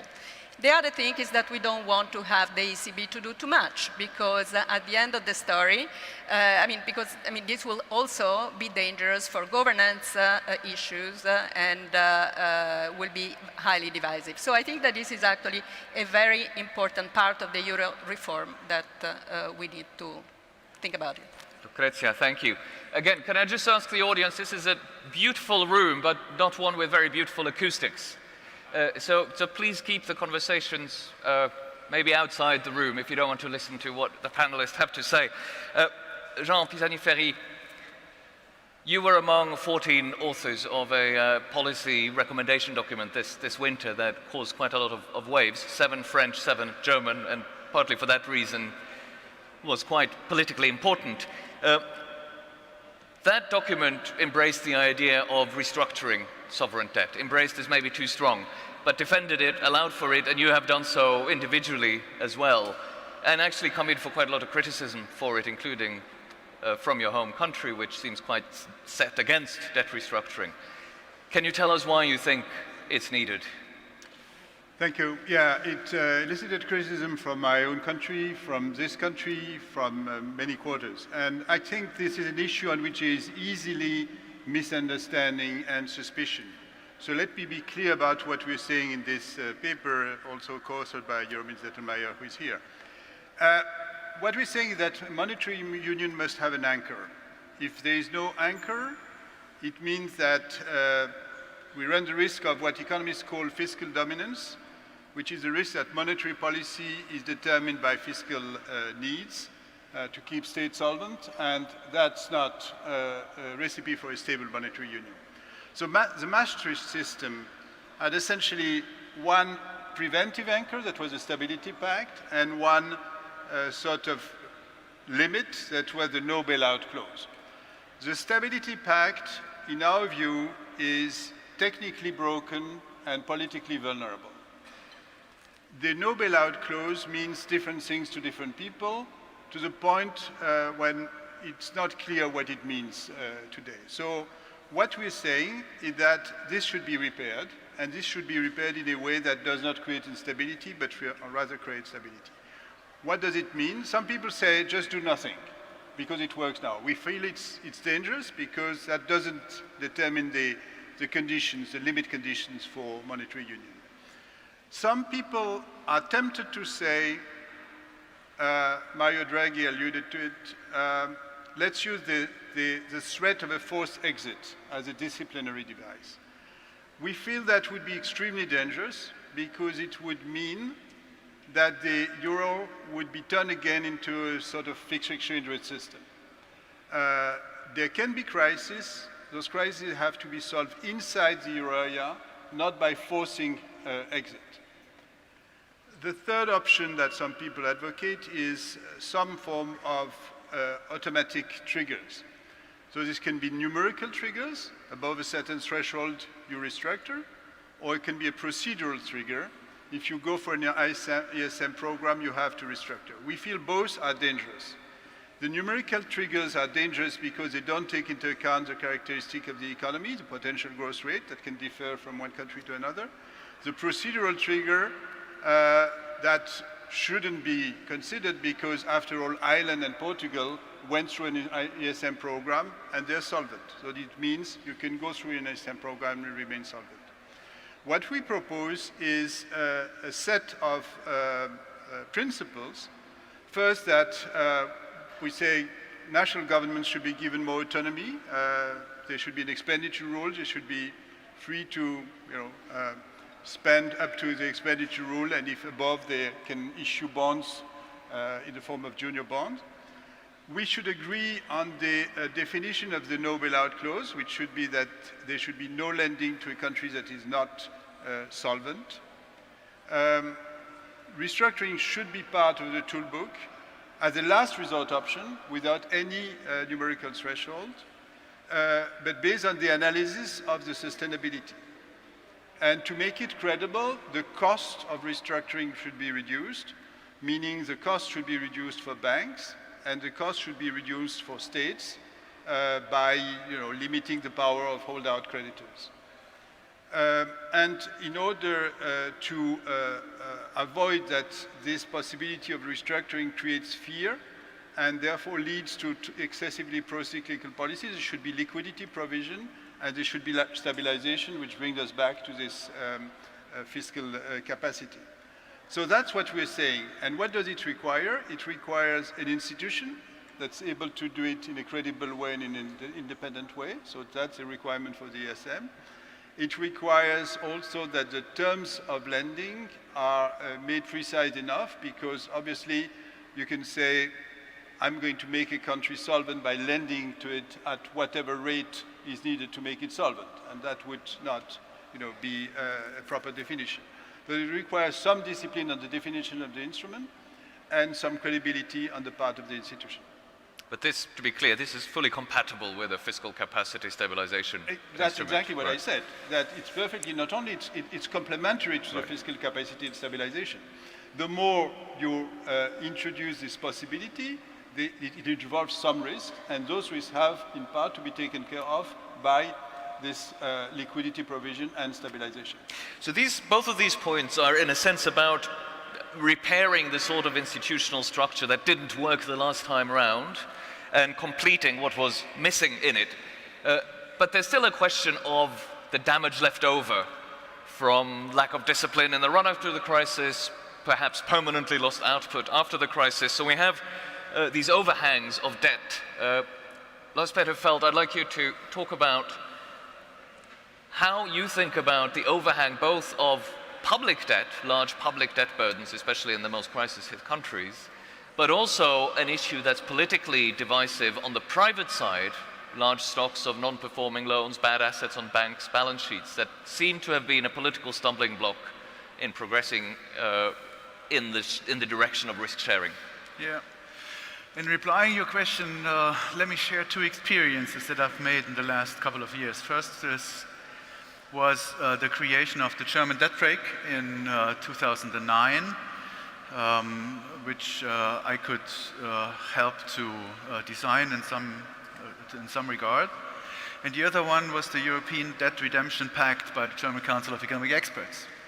And this ERP is highlighting the problems we are facing here very much, because the ERP tried to do things in three different perspectives. First of all, a compromise, solving the conflict, solving the trade-off between financial stabilization on the one side and moral hazard on the other side. If you remember what it consisted of, there was one pillar which meant a kind of mutualization of government debt up to a certain level in the European Monetary Union. And on the other side, the second pillar was collateral adjustment programs and so on, in order to ensure that the different member states repay their government debt to this European Debt Redemption Fund within the 30 years that we would have needed in the case of Italy.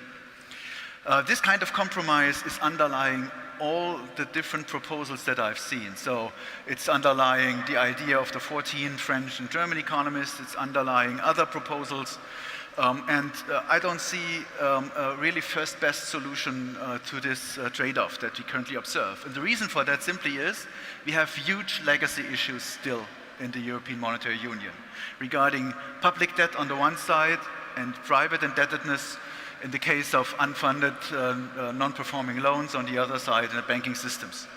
And somehow this must be solved before we can go bigger steps forward in the architecture of the European Monetary Union. There are no easy solutions for that. So for example, if you start with a debt restructuring, in any case, it will lead to disaster in the European Monetary Union. I don't think that we can have that currently. Think about a Deauville moment. When we have debt restructuring, it can only be relevant or in place in a couple of years' time. What we also can see in this case of the European Debt Redemption Pact and all the other exercises of compromise solutions that come up is a kind of contractual problem that we face here. How do you manage to ensure that a country is sticking to this contract in a 30-year time, which is very difficult to achieve in practice in legal terms? And I have not found this solution in the European Debt Redemption Pact, and I'm not so sure whether we find this solution now. You're always stuck with two general principles in international law, which is the pacta sunt servanda on the one side and the rebus sic stantibus on the other side. This is what we always have. We currently face it in the Iranian crisis as well. So this is the problem that we are in. My conclusion from this problem is simply saying, well, we can try to find out possibilities to draw on future resources on the one, in the one or the other fashion, but this is also very difficult to achieve in these contractual terms. So we are not getting rid of the necessity to have national governments doing their responsibility and reducing their exposure to future crises by reducing public debt on the one side and cleaning bank balance sheets on the other side by reducing non-performing loans. This is what we need. And actually, when we are looking more carefully, the main problem is Italy. And I want to spell that out directly here, because this is important to solve. If this country is not solving its problems, we are facing huge difficulties in the European Monetary Union in the future. And just to follow up on that, it's not just a political imperative to deal with the legacy issues, it's that any other solution will not work economically even. Is that, have I understood you right? Yes, yeah. That's what I was saying. Another proposal that's in the air is to change or build up the European Stability Mechanism into a European Monetary Fund. I confess that I never quite know what people mean when they talk about an EMF. But Rolf Strauch, you probably have a definition in mind, and certainly your institution will have some view about what an EMF should look like, what it should be built up to be. So could you share that with us? Yes, Martin, thank you very much. Happy to do that. I think this discussion around the European Monetary Fund is essentially closely linked to the discussion on the deepening of EMU. And therefore, a lot of what was said before kind of also cuts into that element of reform agenda. Now, after the last Euro summit in December, President Tusk formulated a mandate for the Eurogroup to work on this deepening EMU reform agenda, and he identified 2 points to work on where he saw most consensus. One point was banking union, the other point is the role of the ESM. Both, and also the role of the ESM, are very closely related to what Mario Draghi said about making the euro area more robust, building confidence. And in that context, there are 4 points I think that one can mention. The first one, there's a relative strong consensus that the ESM could be the common backstop to the Single Resolution Fund. And Mario Draghi has eloquently explained how that adds to confidence building. A second element is to give the ESM a stronger role in crisis resolution by developing its mandate so that it can jointly with the Commission design, monitor, negotiate programs and policy conditionality. On in that area as well, there is quite a strong consensus.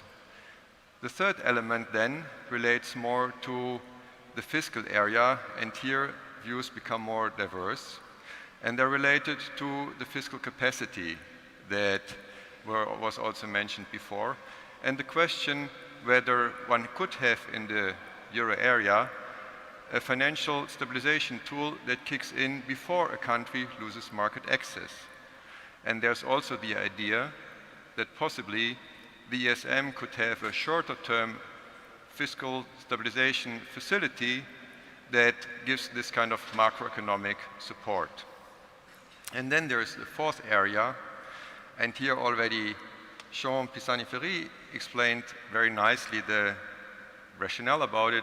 It's the question how to think about sustainability problems, public debt sustainability problems, forward-looking, and whether we could think about a framework how to handle it, maybe somewhat clearer than we were able to do so in the past.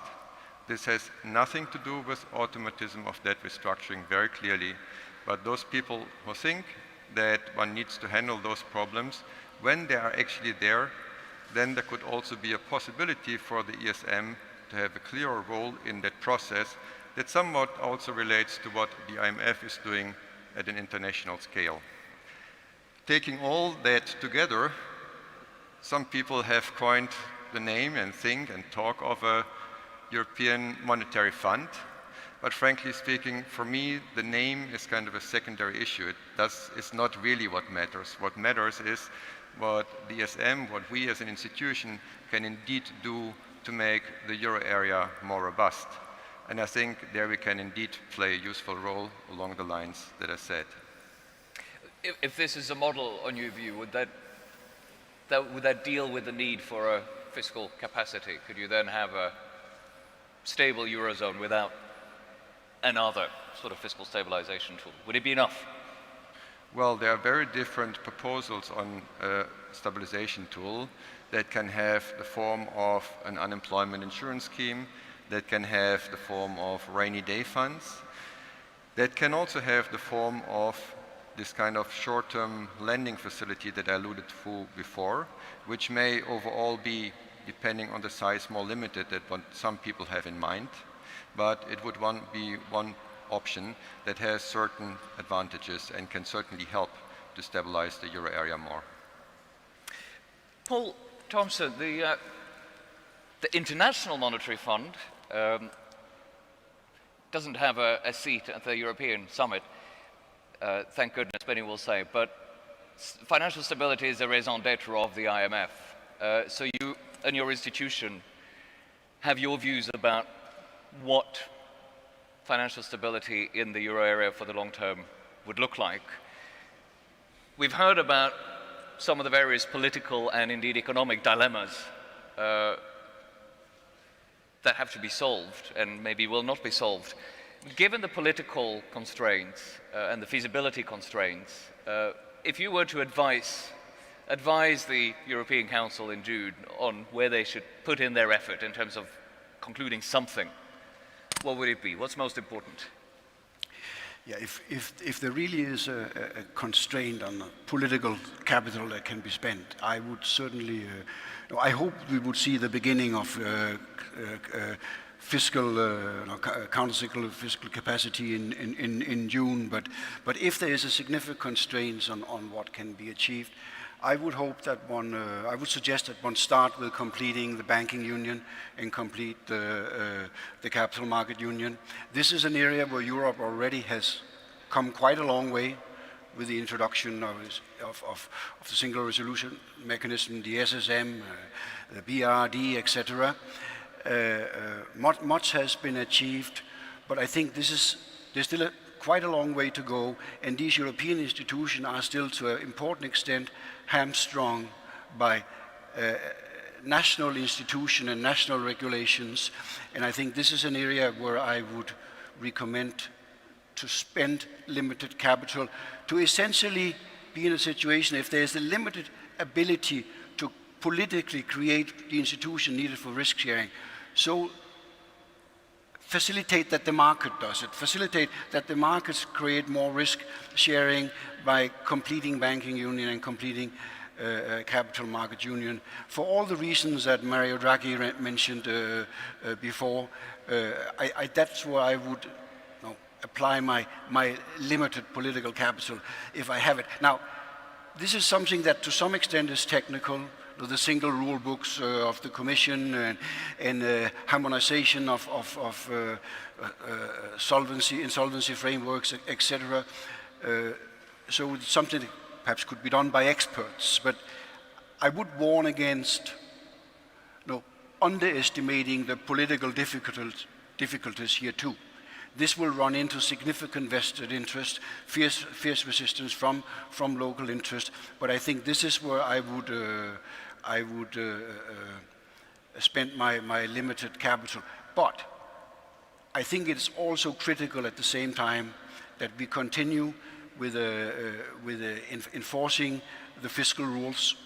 I am concerned about that we are at a very strong point in the cycle where growth is well above potential for the euro area as a whole, and a number of highly indebted countries are, given the strength of the cycle, simply not doing enough to build fiscal buffers going forward.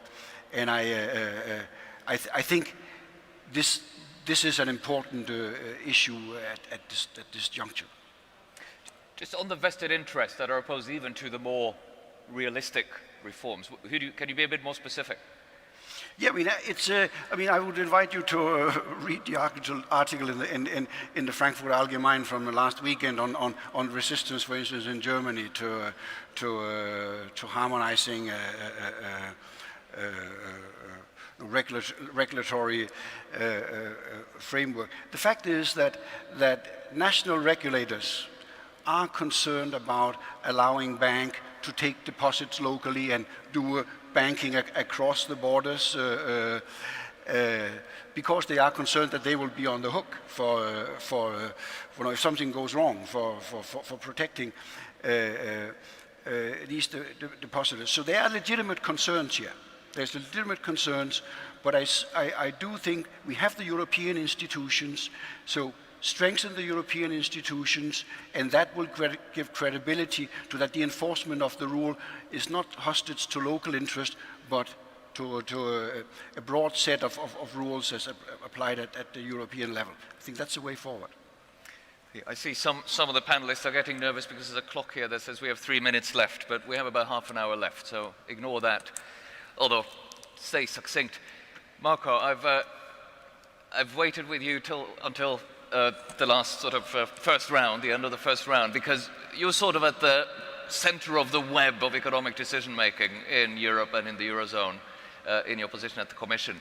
So I'd like to ask you, we've heard a lot about maybe must-haves, nice-to-haves, important things to have.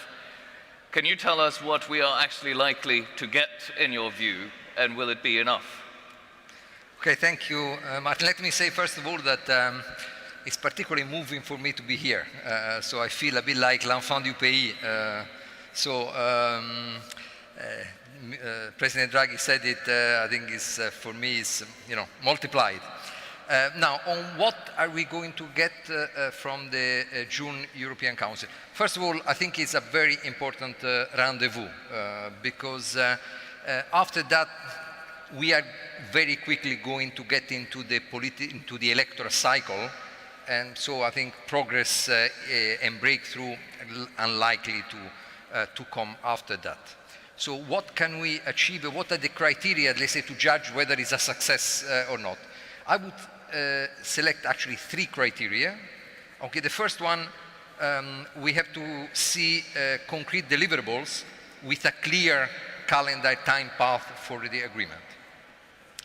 The second one is, I think we have to make sure that we move away from the zero-sum game mentality. So try to see whether there is a win-win out of that. And I think the third one is improving towards, moving more and more towards a common narrative, which, to be frank, we still do not have fully between countries. Now, if you take these 3 criteria, how would you fit the possible deliverables in that? On the first one, concrete deliverables, I think President Draghi gave a very, very clear message. It's on the banking union side. I think what can be achieved in June is a clear agreement, political agreement, not yet, let's say, legal, on the backstop for the Single Resolution Fund. I think this is clear. I think and the outcome is not a surprise, is not mysterious. I think it's going to be the ESM, has to be the ESM providing the backstop for the Single Resolution Fund. I will put in that also, and here it becomes more tricky, some progress on the common deposits, so on the EDIS type. Here the Commission has put forward proposals which are in stages. So the first one, which is the liquidity support between different deposit guarantee systems, so no risk sharing, no mutualization of losses. So liquidity support, I think, can help and could be agreed rather quickly. It is not there yet, but I think we can do that. Now, second, still in the category of clear deliverables, I think Rolf mentioned that, is some strengthening of the power of the ESM. I think on this front, whatever we can do in terms of improving crisis prevention, so precautionary access to precautionary facilities, something which is akin to a fiscal stabilization to prevent countries from losing market access. I think this is certainly something we can agree upon. The second one is on, say, moving away from the zero-sum game. Now, on this, I've listened to Paul. I think he's right. We have limited political capital. But the limited political capital is probably elastic if you choose the right projects and the right measures. So I think in this category here, I will put decisive progress in capital markets union, and in particular linking that to the many proposals that we have to boost investment. President Juncker mentioned this morning the proposal of the MFF for the next 7 years after 2020. I think here there is a proposal for Invest EU. I think guarantees from the EU budget to boost investment. So if we have a narrative here, capital markets union, move to, towards an investment financing union, I think is a way to move away from the zero-sum game, because it is, capital markets union, EU Invest, I think is less politically, I would say, less ideologically charged than the other issues. So I think I see this as a way to make political capital more elastic. And I think on the third one, is the narrative. So coming closer to a common narrative, I think this is very important. I will put in that category the proposals on the fiscal stabilization, where I think we have more work to do. I think President Draghi was very clear. I think more work can be done. The Commission has made some proposals for investment protection scheme in last weeks. Rolf mentioned the role of the ESM. I think more can be done on that to come closer to a common narrative.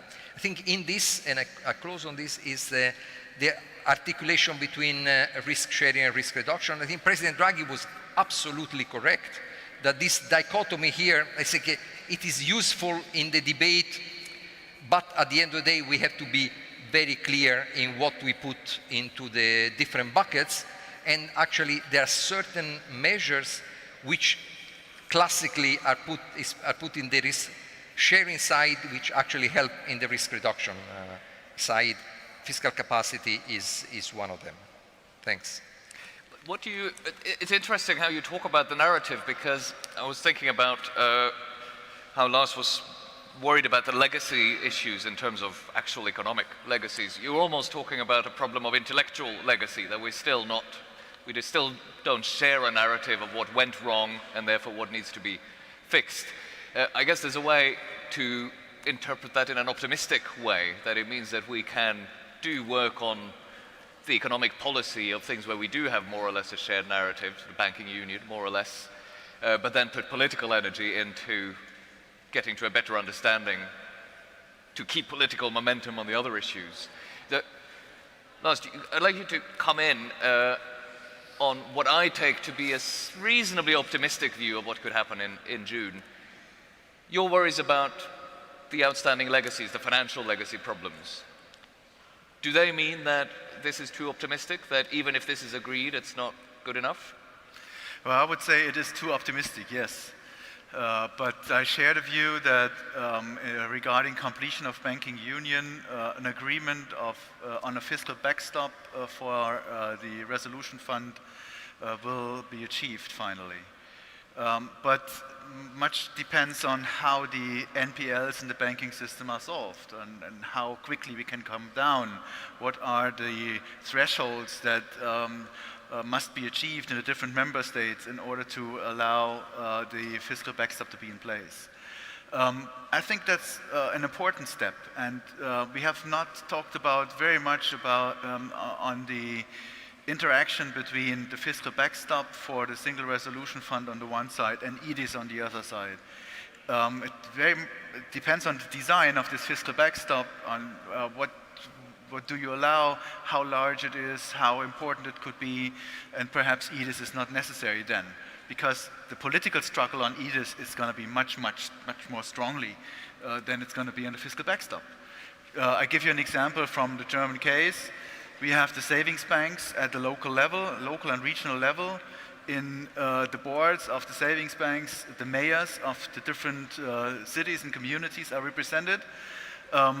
Any representative in the Bundestag, any politician there is dependent on local support by the mayor of his community, which is ensuring that the electorate is on his side. And so it is going to be very difficult to do anything against the savings banks in Germany. And EDIS is a strong case for them. So I can understand from the European Union case, or European Union point of view, that this is of course vested interest that is there, the savings banks in Germany only, but still they are politically powerful, and we should keep that in mind. So I would focus intellectually much more strongly on the design of this fiscal backstop for the single resolution fund in order to ensure that banking union is working properly. And I think we should also not forget, given the common narrative or a new narrative for the European Union, the importance of security issues. They also have, or could have, a strong budgetary impact. They do not necessarily have in the MFF currently, although there is something in that proposal now. But there is the potential to have an increase of budgetary items for security in the future. And when I think about federalization in other areas of the world in history, think about the US, Canada, Switzerland, Australia, Germany, Austria, the six classical federations, so to speak, the security issue has always been in the center of their interest to become a federation. And when you want to push the European Union further in that direction, security is very, very important. And it also has strong insurance elements, so to speak. Of course, also redistribution elements. Where is the army located in Switzerland? It's in the rural, poor areas of the Swiss cantons. It's not in Zurich or Bern or Basel. And this is what you should keep in mind as well. I think it's a historical pattern that the first common fiscal instrument is usually war financing. I've just been shown a sign saying we have 10 minutes left, which is 10 minutes less than I was originally told. So I'd like to open up to get at least one round of questions from the audience, and then let the panelists get a chance to answer and comment on each other. But are there any questions? Could you raise your hands, because with the dim light it's a bit hard to. If there are no questions, I have plenty of questions. So I don't see anyone bursting to ask a question, so I'm going to go on. I'd like to follow up where we were.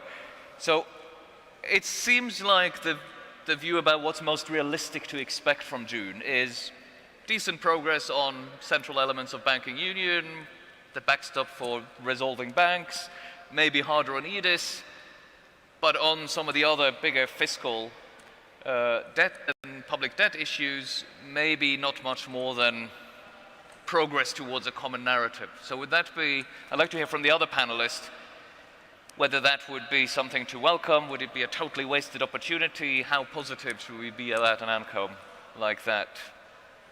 Who would like to start? Jean? Let me go back to this, the nature of the deadlock. There are basically two approaches.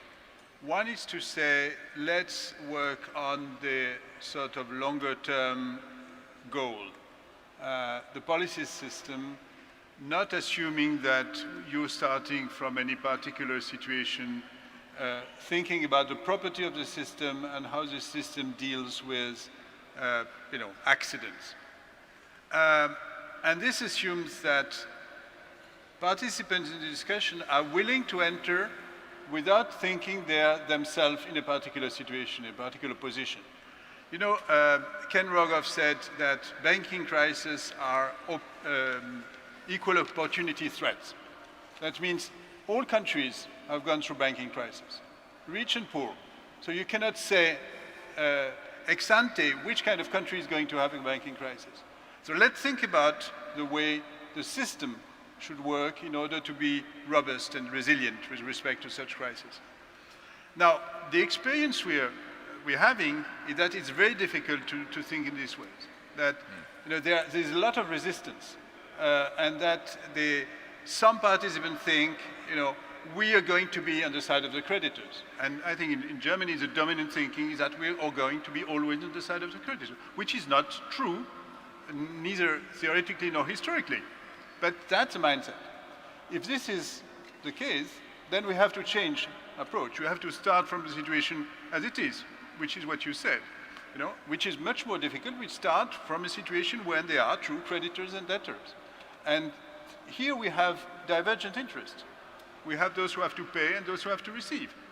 But if we're unable to approach the issue from a systemic standpoint, at some point we'll have to approach it from a different standpoint, which is let's start from the situation where it is, and let's accept that there are going to be some costs to be borne. Some of the choices made in the crisis reinforce that view of things, I think, that there are two types of countries. Yes, but we have the luxury of being in a benign situation where we can think about the longer term properties without having to draw conclusions immediately.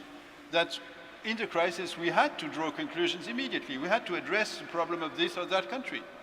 Now we are in a benign situation and we can think, and that's what Mario Draghi proposed, think about the properties of the system, think about how the system should work. But that requires a degree of willingness on the part of the participant to enter this type of discussion. And I'm afraid it's very difficult to find it. Who wants to come in? I've seen Marco. Lucrezia first.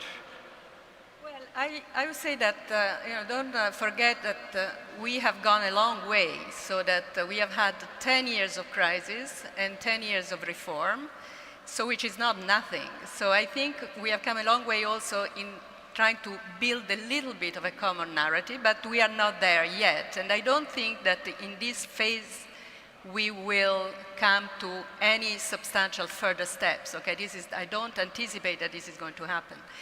And okay, how bad is that? Okay, how much in a risky situation that's put us? Well, if you think that the financial crisis is around the corner, I would say that the euro area is still very vulnerable, and then we have to think that the next financial crisis will make the further step. But maybe, and we are in Italy and I'm Italian, so I think that everything has been discussed by all of us, all our reports and so on trying to design these different funds and so on and so forth, that don't really take care of the problem of a country like Italy, which has very low potential growth and very high legacy public debt. So we have like a Japanese situation in the monetary union, and I don't think we have even started thinking about what kind of deal would, take care of that kind of risk, which, is there, and we cannot deal with it like the Japanese central bank is doing, so we have to find other ways. And this discussion will come on the table sooner or later, and is not on the June table, but it will come very soon, I think. Paul, and then back to Marco, and then this time the clock here is for real, so I think we're going to have to stop after that, I'm afraid. So be brief. And if you're very brief, there's time for the others too. On your question on whether we would be happy with what was out here, yes, definitely. As I said, this is a good way to spend limited capital, a common backstop for the resolution fund, and some sort of plan for deposit insurance that links to risk reduction. I completely agree with that, but we cannot stop there. It is critical that we strengthen the SGP and that we build the fiscal, the central fiscal capacity over the medium term. I repeat, I do think that the risks are building up in the system. If we don't use these very good times to build more fiscal space. I think this is the critical challenge. And whatever we discuss here, whatever I have heard, single resolution, backstop for single resolution fund, will not fundamentally change the ability of a country down the road to avoid significant pro-cyclical policies in the response to the next crisis, unless they build fiscal space now. We can, whatever we think, there are many good proposals on architecture, and we should go for them. But they will not fundamentally change whatever I hear is feasible. How a country will be able to avoid significant pro-cyclical tightening when the next downturn, or not to speak about shock, hits. Rolf, can you be very quick? I think an encouraging element, at least, that one needs to keep in mind is the fact that what we are discussing now, as compared to what we achieved already and the quantum leaps in integration that were achieved, is relatively small. That relates to banking union, where the true steps were already made. And also if you think about crisis resolution, the fiscal means put up there are way larger than what we are discussing now.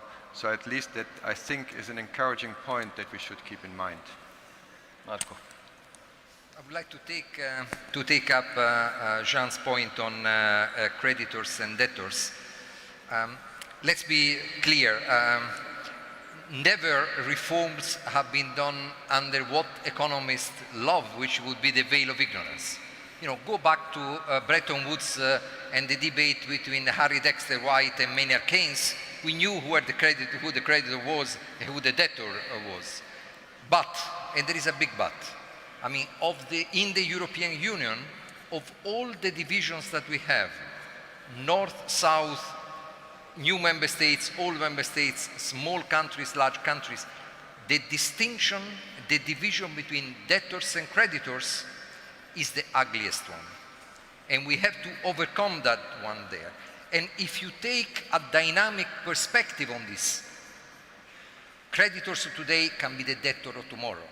In the current environment, with the risks that we have on trade, the external dependence of countries that we know, things can turn around very quickly. So I think, yes, let's start from where we are, acknowledging the realities, but let's do that in an open, dynamic way in which one does not optimize only taking into account the short-term interest of your country, but the general economic interest of the euro area and the EU. Thank you. I just want to kind of mention a couple of points I noticed in this discussion, which we unfortunately have to bring to an end. One is Italy really matters, both financially but also politically. Something has to be found that works both in Italy and for Italy. And the other point is that the biggest challenges to the Eurozone are probably not economical and technical, but rather this political effort to try to find some sort of common way of defining these interests. And then the technical bits can be sorted. That's precisely why this sort of gathering is useful, to try to create meetings of minds. So I'd like to thank all of you panelists and all of you for attending, and enjoy the rest of the remaining sessions. Thank you.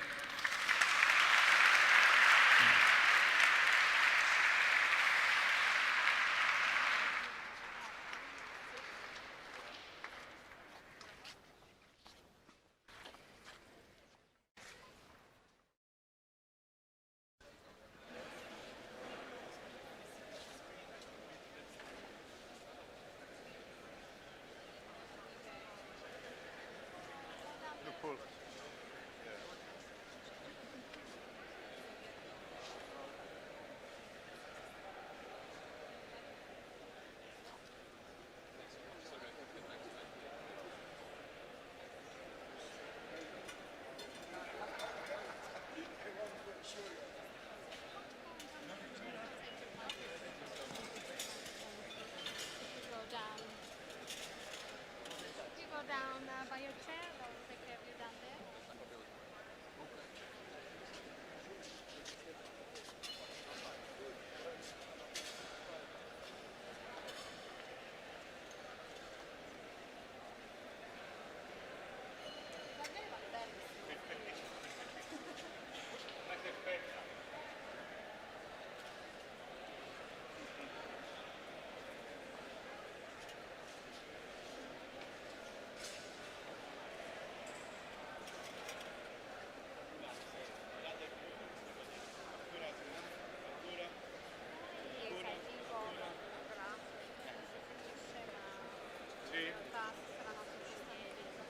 Vabbè, comunque parla Gentiloni, lei dice grazie, ci vediamo il prossimo anno, appena finisce il parlare faccio curare le tele.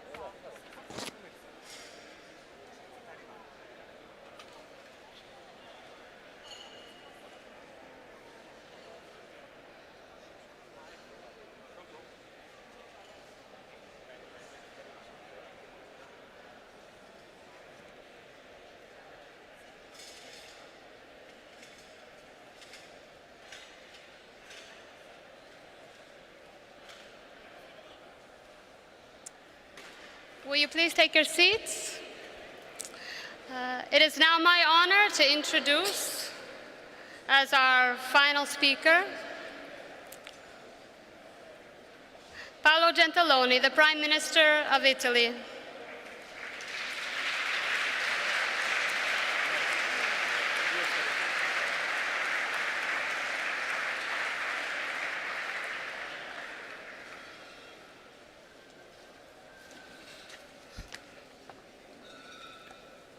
Thank you very much. Grazie. Thank you, Mr. Mayor, authorities, Mr. President of the European University Institute,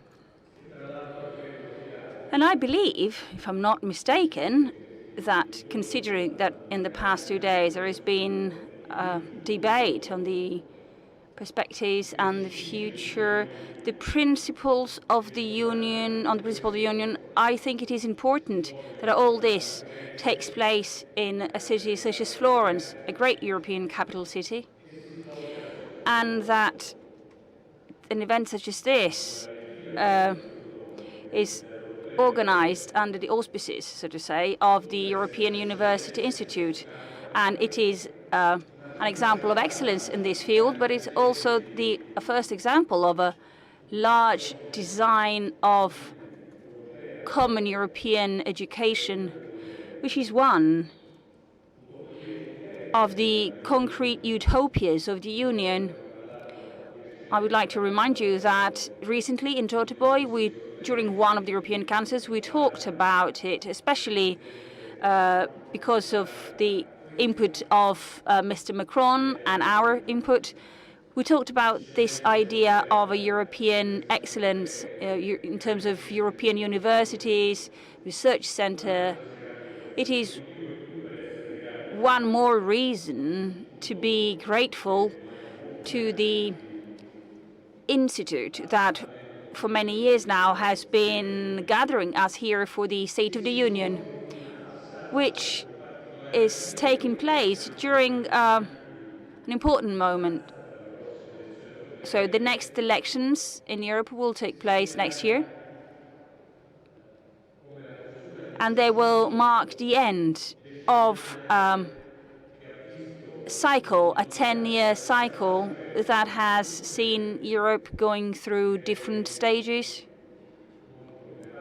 but all very relevant stages with important impacts on the citizens, the public opinion.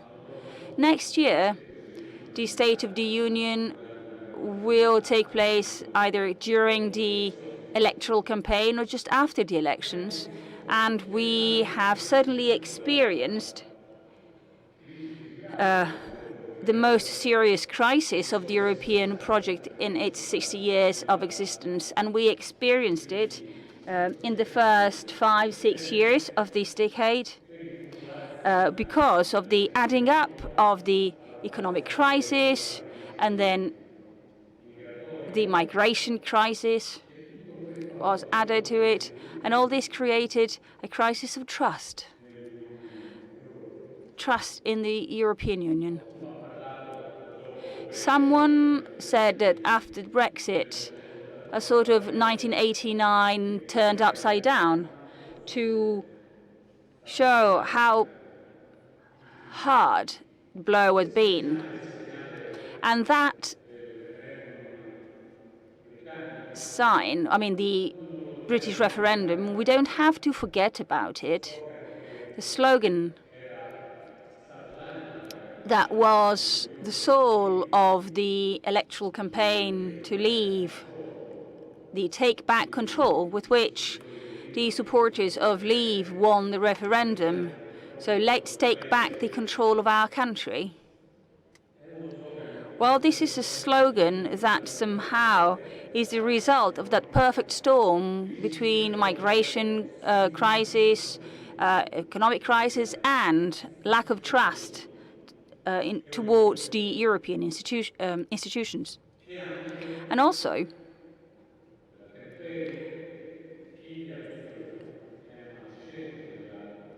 if we think the theme of this year's of the State of the Union, i.e. solidarity, is also the result of a defect of solidarity or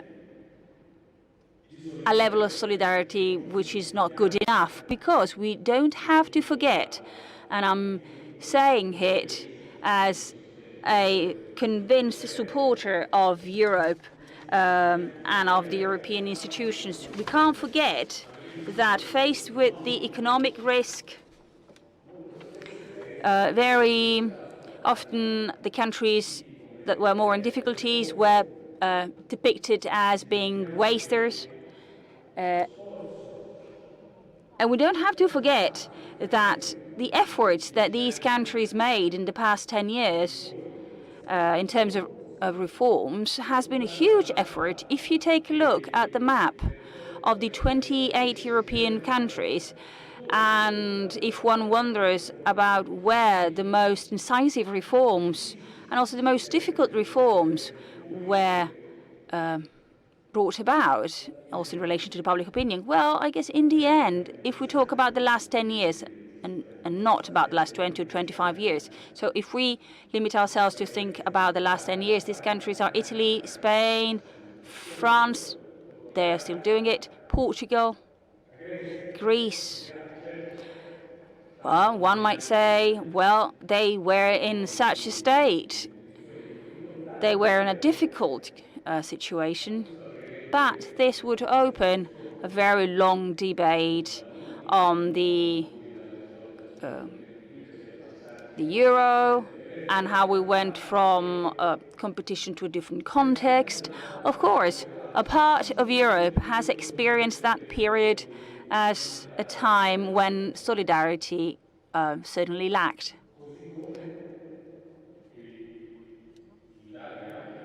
And in Italy, too, this was felt. The same feeling of being faced with some delay or reluctance, faced with the migration crises that have exploded with the extent that we have seen in an almost unexpected way, very suddenly. Federica Mogherini, Mrs. Mogherini is here with us, and I mean, we organized the first European Council when we dealt with the theme that then very quickly became the crucial topic for almost all public opinions in Europe. But we talked about it for the first time in the summer, in May probably, of 2015, after the shipwreck just off the coasts of Libya, organized by Mr. Renzi.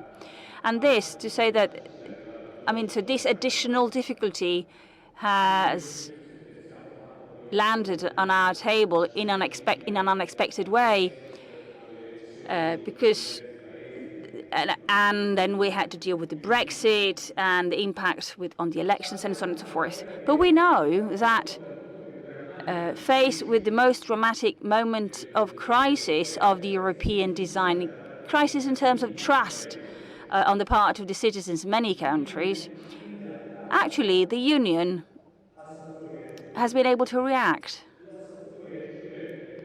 And has been able to react because if one were to say on which basis, well, I think that basically it reacted because with the awareness of our the citizens and the public opinion in various European countries that the heritage of peace, dialogue, prosperity and sharing represented by the Union was in any way much stronger even of the perfect storm of crises that we went through.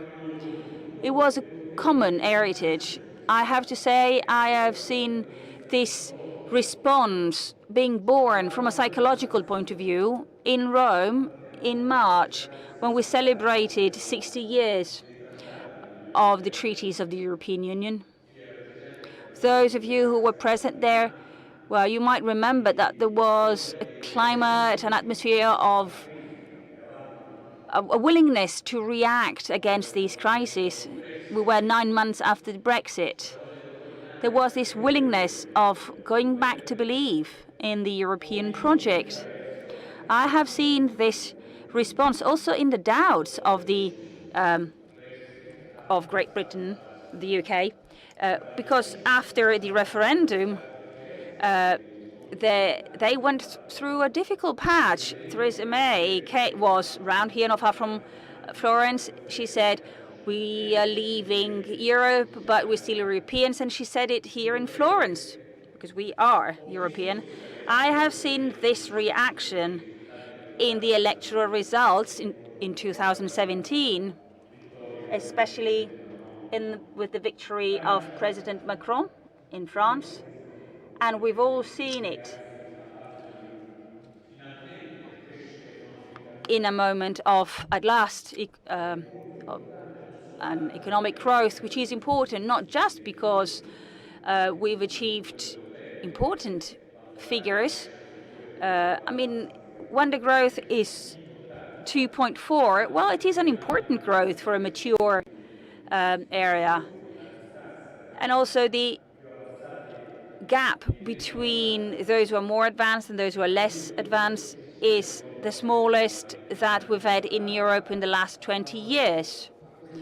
Since when money was devalued competitively, when these were the difficulties. Finally, in the Eurozone, the gaps have been bridged somehow thanks to the growth with a common dynamics. So we have experienced the season of hope after the season of dire crisis for the Union. Now, I think that we're going through a moment that is a moment of uncertainty, to speak honestly. I believe that what's the state of the Union? Well, I would say uncertain. Well, the most difficult crisis is behind us, but the season of hope, the Declaration of Rome, Macron's speech at the Sorbonne, the speech by Jean-Claude Juncker on the State of the Union, precisely at the European Parliament. It's hard to translate these ambitions into a concrete progress. I mean, I wouldn't want Federica Mogherini to scold me, to tell me off because I'm being too pessimistic. But with that roadmap, that visionary roadmap that was present in some of these speeches, we have to be honest. Well, it's hard to bring all that about. And we have appointments awaiting us. And one that might reveal to be important, that is the European Council that will take place at the end of June, in just over a month. The Council of Europe, whose agenda, and I'm saying it also talking to my own country, to Italy, the current government won't represent Italy then. We're working on it. The Italian government will have to face this challenge. And there will be the challenge of completing the bank union and the economic challenge. Of course, we have to complete the bank union. Of course, we need to have mechanisms to stabilize this. But we haven't abandoned yet the debate that has paralyzed the Union in the past few years on these topics. It's as if the target were moved further and further ahead of a few meters or a few kilometers. You know that all of this debate, to simplify it, developed in the past few years on the theme of the difficult balance between sharing and reduction of the financial risk.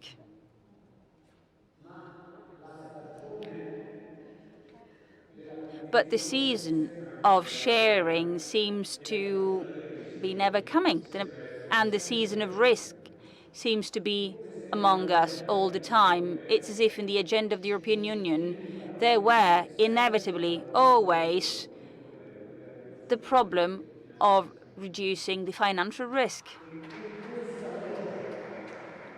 And with this context, with this framework, it's hard for us to tackle the challenges awaiting us. The countries that made reforms also dealing with huge internal difficulties are always asked to make further sacrifices, again, to further reduce the risk.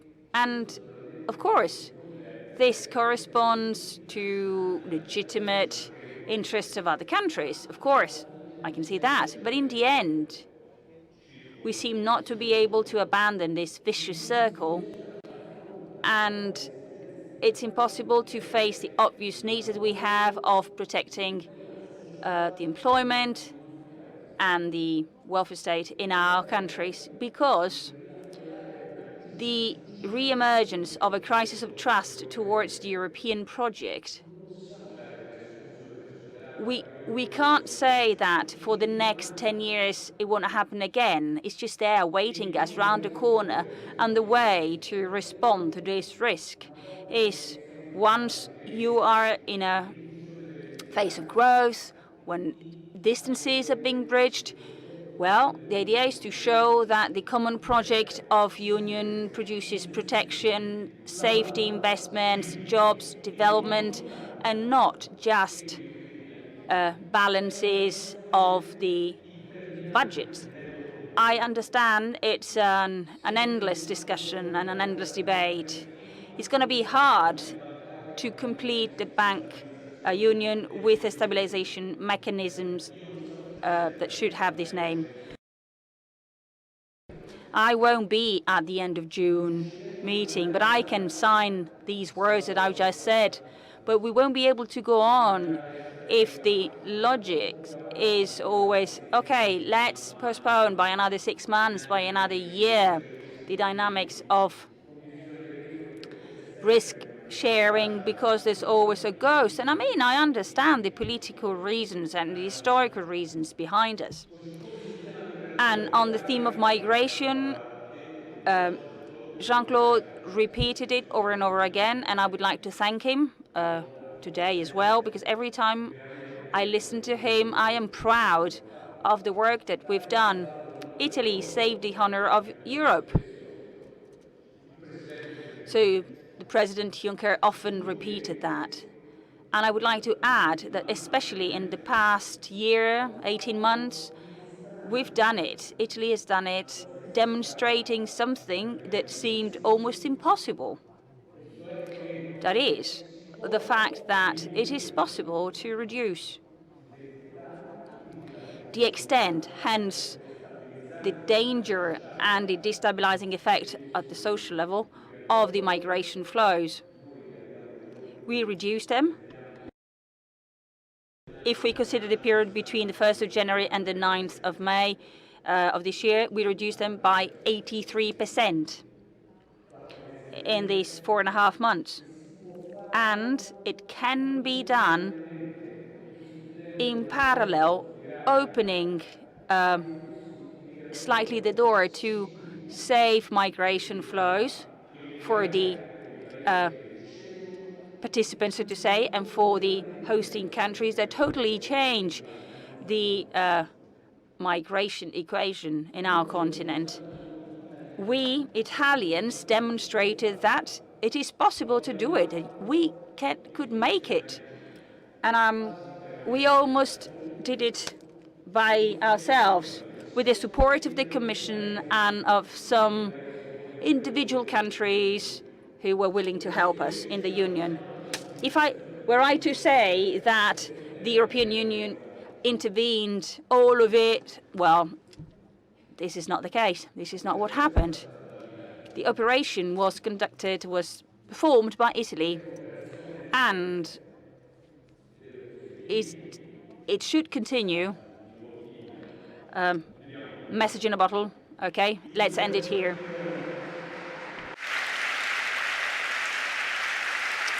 L'altro tema. The other theme that we will discuss about, and it's important for Italy to have clear ideas about it, is the so-called multi-year financial framework, basically the budget for Europe in the 2022-2026 period. I don't think Jean-Claude is still here, so he won't get offended if I say that I am not that confident that we'll be able to do it. Of course, I appreciate his activity.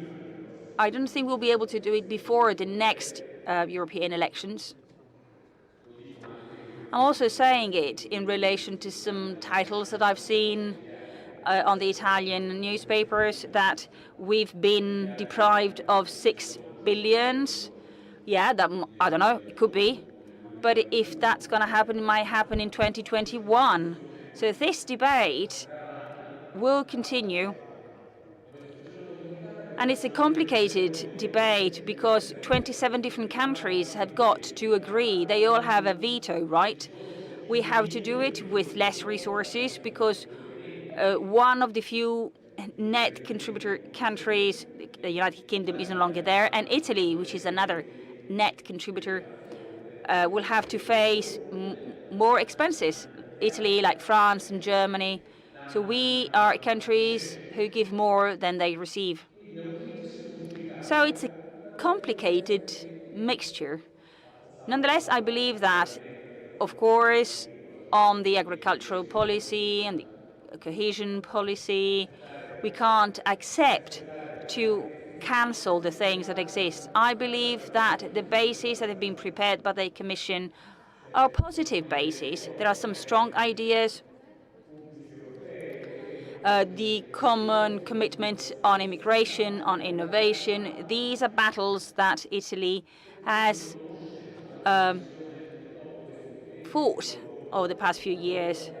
Why not acknowledge to the Commission that their proposal is positive, advanced proposal? There are risks. Well, we'll fight the risks. Also because the discussion will continue, the debate will continue. And every country has its own right to make its own reasons heard. Of course, a compromise will have to be reached. So, I was saying,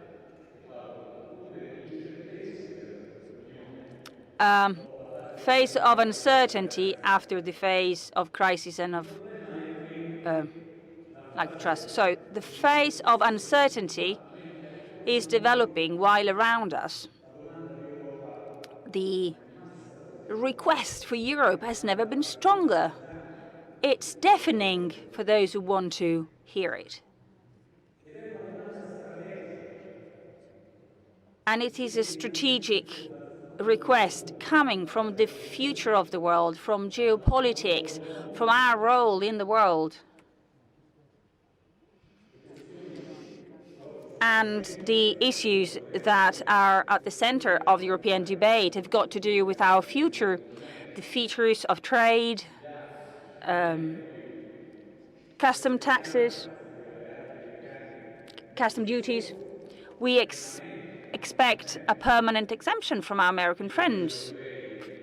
So we expect that the European countries will be exempted from the duties levied by the American administration.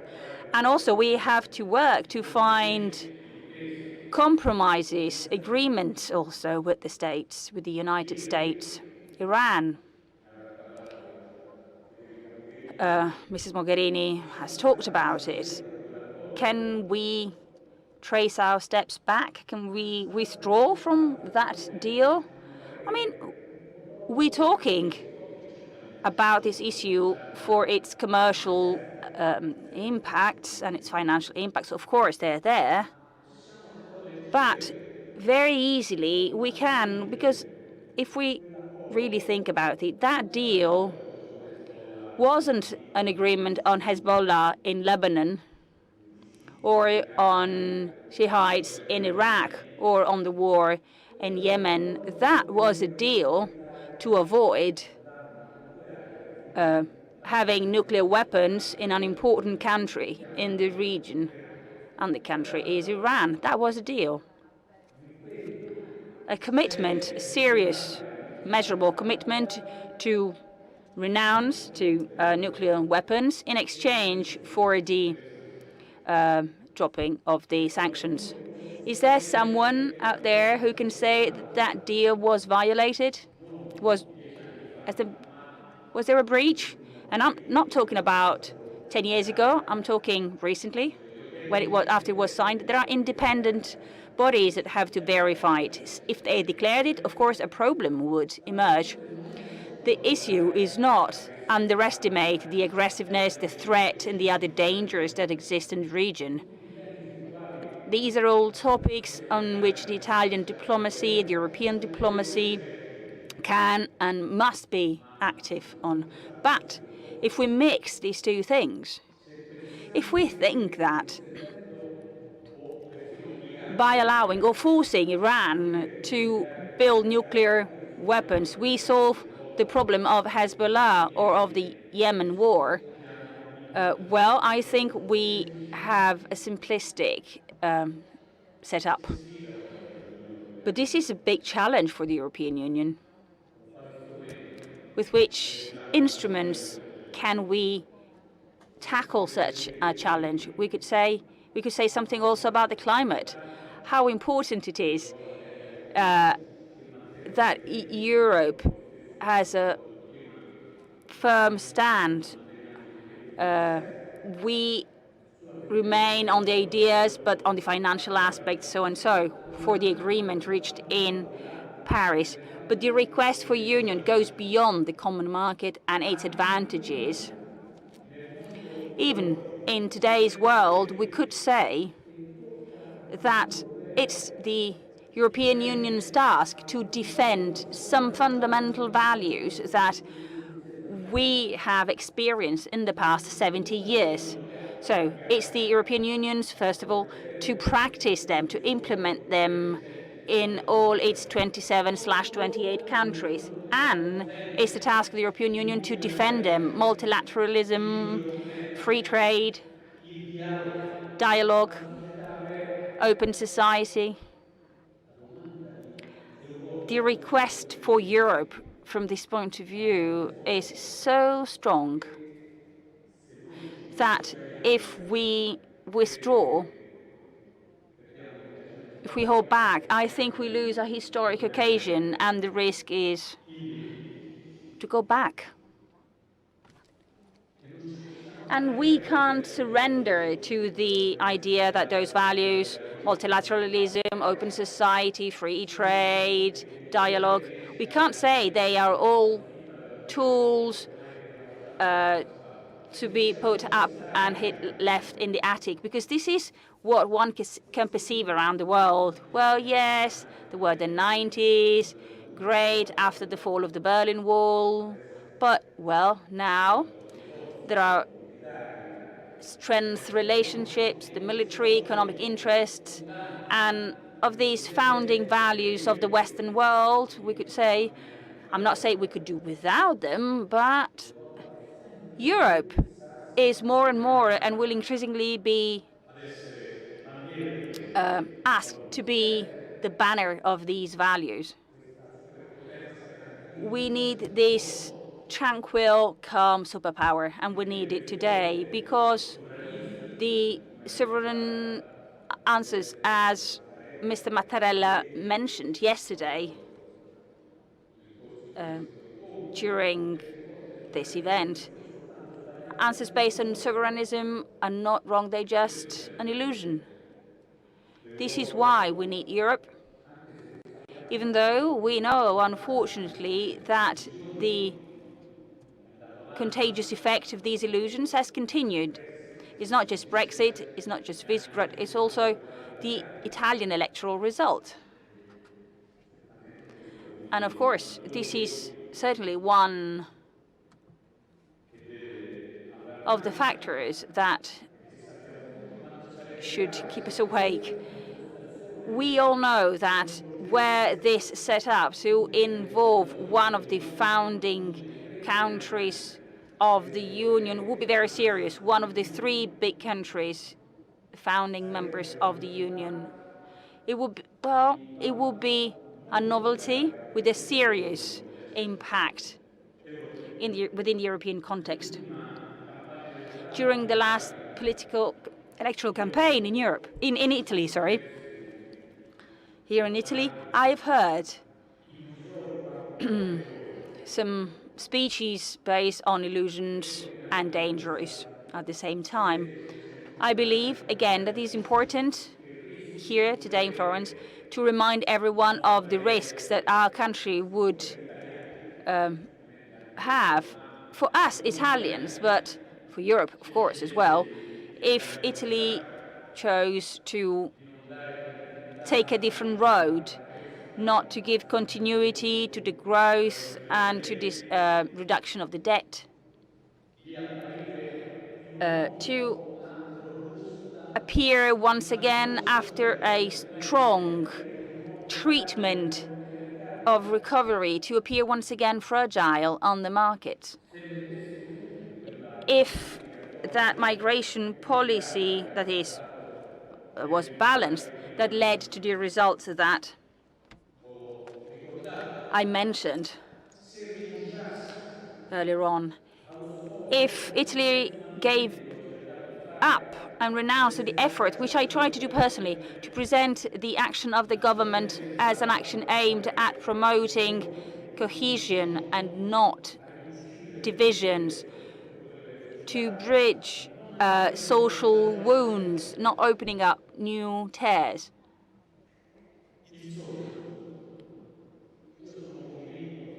I am convinced, all in all, dear friends, ladies and gentlemen, that the largest majority of Italians doesn't really want to abandon this path from one of the founding pillars of our country, i.e. the European commitment, which has allowed us to have 60 years of peace and prosperity. I'm confident that the navigation of the new government will continue along this route, because this is what Italy was and what Italy is. Those who would like to bring Italy elsewhere, well, they would have to come to terms not with political battles, but with our history, our identity. This is Italy. This is Italy how and the way it's been for the last 60 years. In a way, it is almost a forced direction, the one I'm talking about. Luckily for Italy, we're in Europe, and luckily for Europe, Italy is there. With its strength, with its consistency, with its own independence for foreign policy, we are and will remain proudly Italians and Europeans. Thank you.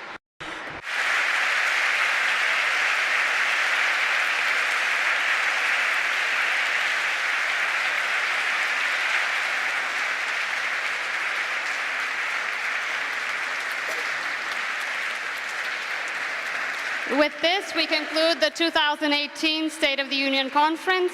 Thank you very much for your attention and participation, and we hope to see you next year.